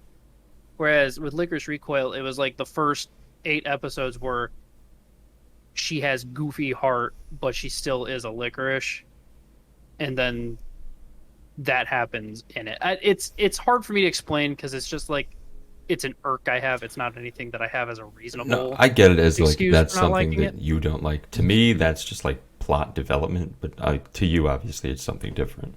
Because I mean, like, with the way that the show was going in terms of plot development, if they would have held off 2 more episodes, I would have been way happier than them doing it 4 episodes out.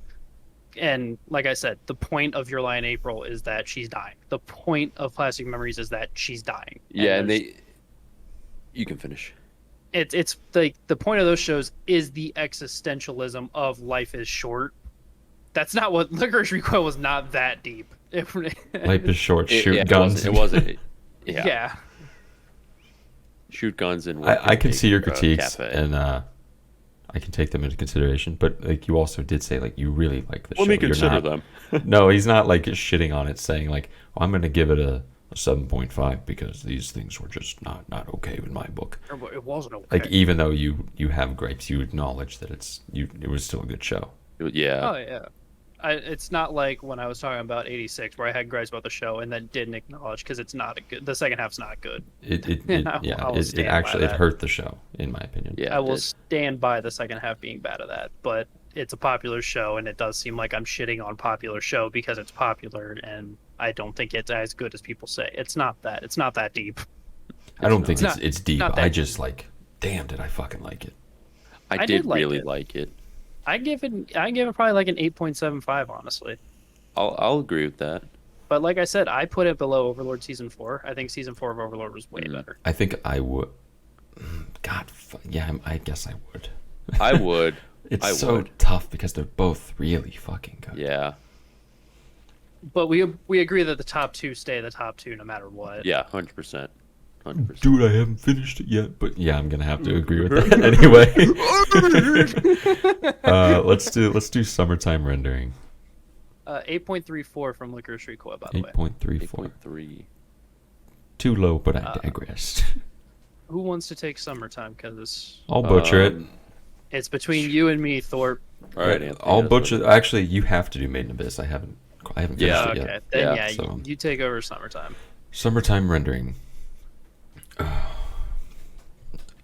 Before I start, please help me. What is our main character's name? Shinpei-kun. Okay, so the show starts off with our main man Shinpei. He's heading back to an island that he used to live on.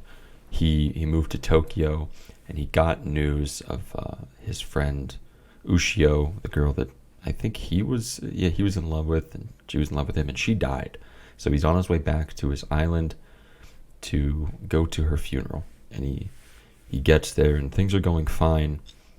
And then he goes, there's some things that are acting sus. Like, people are talking about these shadows, and I say sus unironically now. It's a pretty bad habit. There are some things that are acted sus. Anyway, they go up because Ushio's sister Mio is like, I saw her, and Shinpei is like, what the fuck are you talking about? So they go up into the woods in the shrine, and another Mio pops out and fucking kills them both with a handgun. And then shit starts to get crazy, and Shinpei is woken up once again on the ferry, and everything is repeating himself. Like Ushio comes down the hill, he goes to the funeral. Mio comes down the hill. Oh yeah, Mio. My bad, not Ushio. She's dead. Ushio's dead. Yeah, she's out. Mio comes down the hill, and basically the whole show is him. He has to loop through these timelines, and he does that by killing himself, and it resets at a certain point, and he has to figure out how to keep everybody alive because there are these shadows that are trying to kill everybody and destroy the world, pretty much. Yeah, essentially. Yeah, They're solid. trying to get to the festival. Yeah, where you kind of nailed the it. big Well, event happens. yeah, because the real plot is a spoiler. Yeah. Yeah, they have to stop the shadows, and he has to do it by killing himself or someone killing him. Base. Yeah, that's accurate. But like them trying to destroy the island isn't the real plot at the end. You find out because Heine was being used the whole time. Yeah. Whatever. Yeah. Well, I digress because I'm not spoiling the show for Yeah. anyone. No, it was too good. So, oh fuck, this show was so goddamn It was from a fucking from the bop. first episode. They set the tone when Homeboy got shot in the dome. I did not mean for that to rhyme. It did not mean that. Bars, dude. Fucking bars. I just spit them. Yeah, fire, dude. And from the first episode on, it was just ridiculous. Fucking crazy shit happening. All the characters were top tier. And it's just, I was left with so many questions after just about every episode. Like, okay, where the fuck do we go now? I was in the same boat every single week. I was so excited to watch the next episode, and the only thing that hurt it is that physically fucking couldn't legally because they put it on stupid ass Disney Plus. And first off, they suck. Disney Plus sucks. It sucks. Balls. I'm sorry for anyone that watches shit on there. Like, that streaming platform blows. Mm-hmm. But I know that a lot of remarks on my anime list, and it made me so mad. It makes People me were just angry. shitting on Shinpei. It makes me mad. Why? I thought he was one of like the He was best an characters awesome in the show. protagonist. He's one of those MCs that you really like. This was the thing that like people watched 3 episodes of it and then shit on Shinpei because he was investigating after he died the first time before he dies the second time. He was out there asking questions about shadows and shit and trying to gather all the information he could because he doesn't know what the fuck's going on. Exactly. Shadow shows up, second Mio shows up. He's trying to figure out, like, he's trying to ask questions. He's trying to get answers. He's trying to get to the bottom of shit. And he's doing what he can. And everyone's like, well, he's just kind of stupid. Why would you walk up to a shadow you don't know is a shadow and then ask him about shadows? It's like, he didn't know. How was he going to... That's such how's a he terrible supposed to point. know? Imagine, Your point's dumb. Imagine living your whole life normal, like us, every day. You hear your friend dies, you go to the funeral, and then you get killed and you wake up again. You're like, wow, this feels really weird. Like, I've been here before. Naturally, you're going to fucking ask questions. And then when you see supernatural shit happening, you're going to ask more questions. Like, if Alex was sitting there right now and the fucking... I don't know, his desk started shitting on the floor or something. He's going to be like, yo, what the fuck is going on? He's going to ask questions. Dude, my desk is performing the supernatural. He's not going to look at that and go, I should probably keep this to myself and figure out what the fuck is going on. Like, Yeah, I'd be like, hey, Luke, my desk just took shit on the floor, dude. What the hell? you'd be like, yo, Anthony, come here. Dude, you got to fucking see this. You don't know if I'm a shitting desk or not. Yeah, it's... That kind of argument's stupid, but... That was that's the only one that stuck with me, is it pisses me off so bad. I am happy to see that it got a high rating, though, because it deserves it. This show, I hope, is an anime in the future that is recommended to a lot of people, and for good reason it should be. I mean, it was extremely creative. extremely well done. The way it panned out, like didn't feel too fast or slow. I mean, it was almost Konpeki. Konpeki. I want it to be one of those shows that you recommend to people to get them into anime. Yeah, It that's easily just, I could guess be. that was my Easily point. could Yeah, be. I want this to be like the Death Note of a new generation. yeah. I mean, it was fucking really good. Let's just hope that they fucking put it on a better platform. It's got to go on something better than Disney It Plus, has dude. to. Like Jesus, I can't. I'm not buying these subscriptions. I'm No. watching shit illegally now. Like I'm definitely not paying for HBO Max. Fuck them. No. But I'm watching Housing Complex C this season, and it actually starts tomorrow. That's only And- I was gonna say that's only the 4-episode one, isn't it? Mhm. Yeah, it's only 4 episodes, so I'm gonna watch the first episode, and I'll tell you guys if you should watch it Yeah, or not. 'cause It's only I'm- 4 episodes. Unless it hurt. I know. But like, I'm not supporting HBO by any means because fuck Mhm. them and fuck Warner. They both And, suck. and Hulu. I hate Hulu. I like Hulu I personally. hate Hulu. I hate them. But I hate them for a Him? different reason other than anime. This is just a quick gripe. Did you say If you him? want to watch like a, You no, said I him don't. twice. I don't like Hulu. That's my point. For the reason being, if you want to go watch a movie, they're like, "Oh, you have Hulu, you're subscribed, but if you want to watch this movie, subscribe to our $70 thing just I to watch agree. this movie." Like That's that is bullshit. such bullshit. that's bullshit. I hate Warner because they're fucking stupid and they bought out HBO, so I'm not gonna Mm-hmm. Yeah. indirectly support them. It's just like all the people with Rurouni Kenshin, I think that's the name of it. Yeah, the samurai not- one. Yeah, I'm not gonna watch that. I 'cause I'm not really gonna want to support- fucking watch that show, but I know the creator's a fucking scumbag. Yeah, I'm not. Well, that I sucks. refuse to support him. If I'm gonna watch it, Yeah. I might watch it illegally, but even then, I don't want to. Yeah, I don't no. want to watch it. Because I don't want I'm to out say of it's the a loop. really good show and recommend it, because that guy sucks. I'm out of the loop. Isn't he like a pedophile sex So dude? the writer of whatever the fuck it is, I think it's like Rurouni Kenshin. It's Is that something- right? It starts with an R, but the second word's like Kenshin. It is Kenshin. Yeah. But he was arrested on charges of having mounds of. I don't know if I can say this and not like Is it get us in CP? trouble or flag. Yeah, CP. Yeah, a lot. It was so much they thought he was a distributor. Oh. He was arrested, thrown in prison, and released. I want to say it was 8 months later. How the fuck do you... They 8 just let him months? out 8 months Yeah. later. So now it's become a real question of, and like, this could be like a topic for next week's episode, but then it gets into the problem of like separating art from the artist, but you can't do that because you're directly supporting the artist by watching his show and shit Yeah. like that. So it's just hard.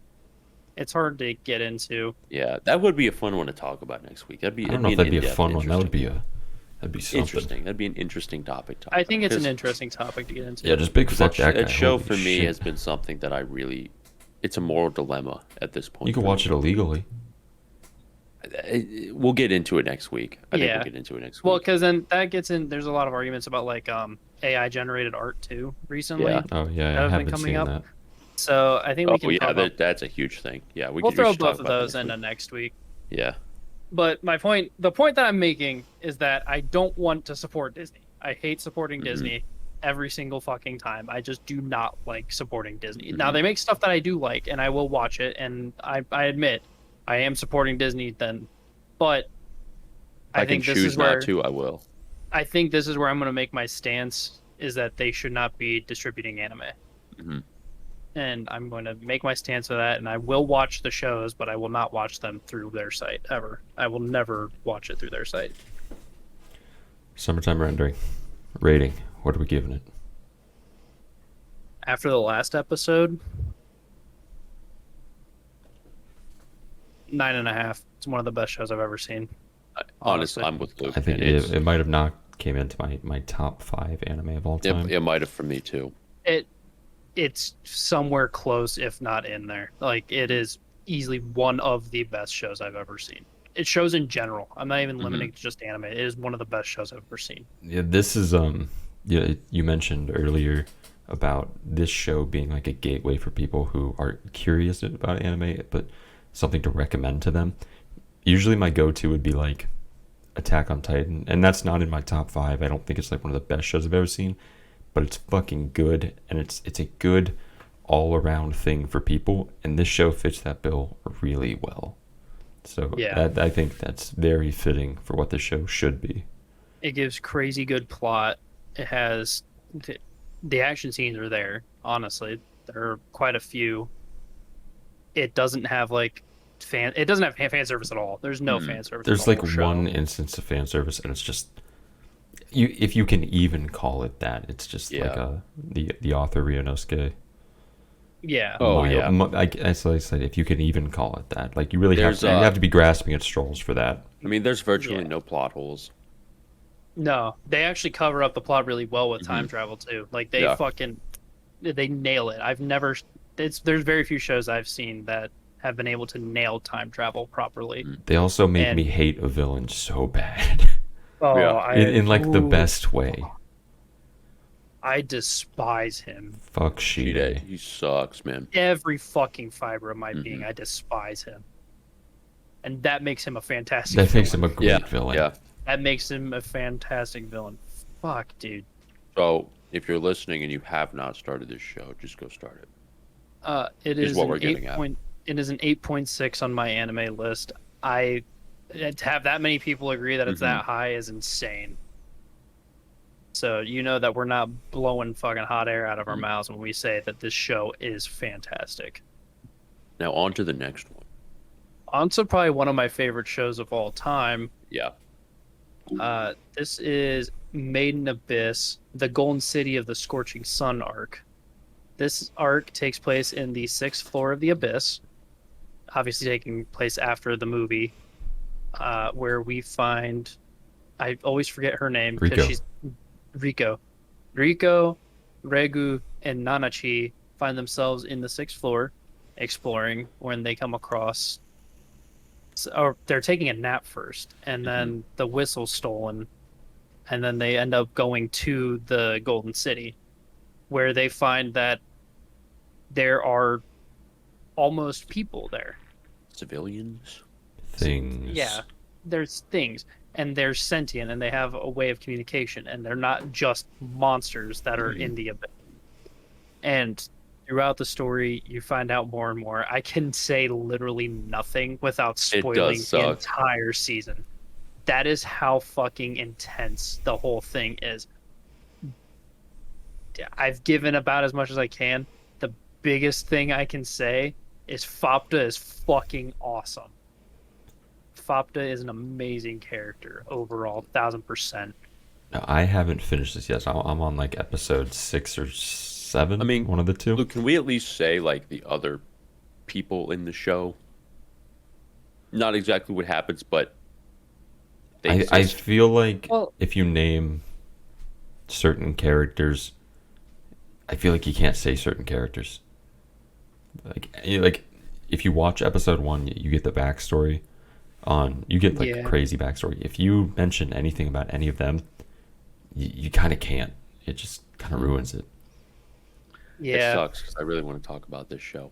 And I mean, like a big character is Vuelo, but like I can't say much more than she's a very big character. Yeah, that is just how intense. And this is definitely one of those shows that I will walk on eggshells talking about because I want people to experience this show if they have not read already. This show is the equivalent of holding a guitar by the strings.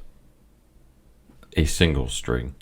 And just will it break? Ravaging, like going like that. And it's what it does to your heart and your emotions. What was it that I said at the start of this season? The movie put me down like a sick horse. Then the 3rd season revived me to try to bring me some joy, but I instead hobble along wanting and craving death every second of the way. Hashtag. This is one of the, you just gotta take our word for it and watch Maiden Abyss. You just have to. I mean, you are only doing yourself a disservice if you avoid this series. I will say, for any of you that are not, that you're questioning us, there are hundreds of thousands of reviews of this show, and they average out to over an 8.6 for all 3 parts. The first season, the movie, and this season, all over 8.6s with over 100,000, hundreds of thousands of reviews. And for my anime list, an 8.6 with that many reviews is astronomically high. The Golden City is an 8.8. Season 1, 645,000 users, and it averages out to an 8.67. That's crazy. That is huge. The movie has just under 200,000, has an 8.65, and then this has only 63,000 reviews, but it's an 8.8. I cannot praise this series enough. This is one of my favorite series of all time. Easily one of them. Yeah. I mean, it's so goddamn good. And if you're not afraid to watch a show that makes you feel awful, then This is the one. this is the one.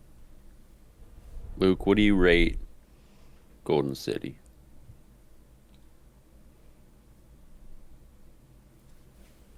For the 3rd time ever on this podcast, I'm going to give it a 10.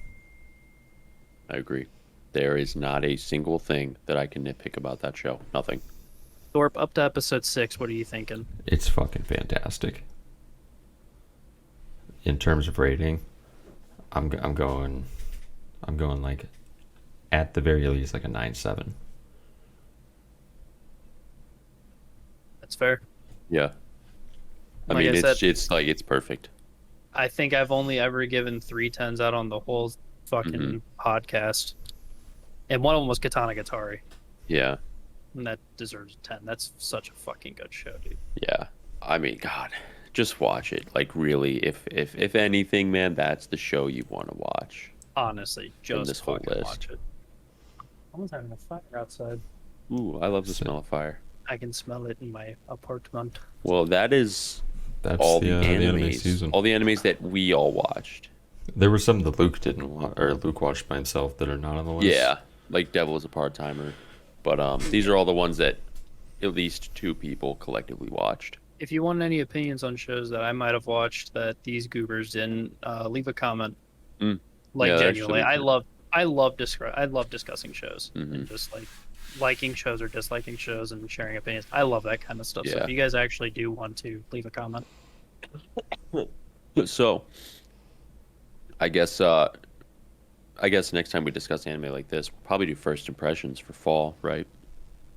Yeah. We that didn't would be. really do first impressions for this season. we forgot to. Oh shit. Yeah, we by the time we realized we missed the like the threshold. Yeah, by Well- the time we realized that it was past good first impressions, we were like 8 episodes in. All I can say is first impressions for fall. There's already a show that came out today that it's going to be Which good. one? Probably. Raven. Raven's really good. I actually. haven't watched it I- yet. That's another one I didn't finish yet. Yeah, I dude, like it's Raven. going to be good. Uzaki came Hi- out today too. Yeah. High key villainess show. Fucking awesome. Don't tell me that. Then debating I'm gonna that one. fucking pick it up. I'm I don't need another debating villainess it. show. Yeah, I'm debating it. It's high key fucking awesome, dude. God damn it. It's pretty fucking fun. We'll see. Uh, There's a lot to unpack this season. But as we all know, there's only one show that's going to stand out this season above all the rest.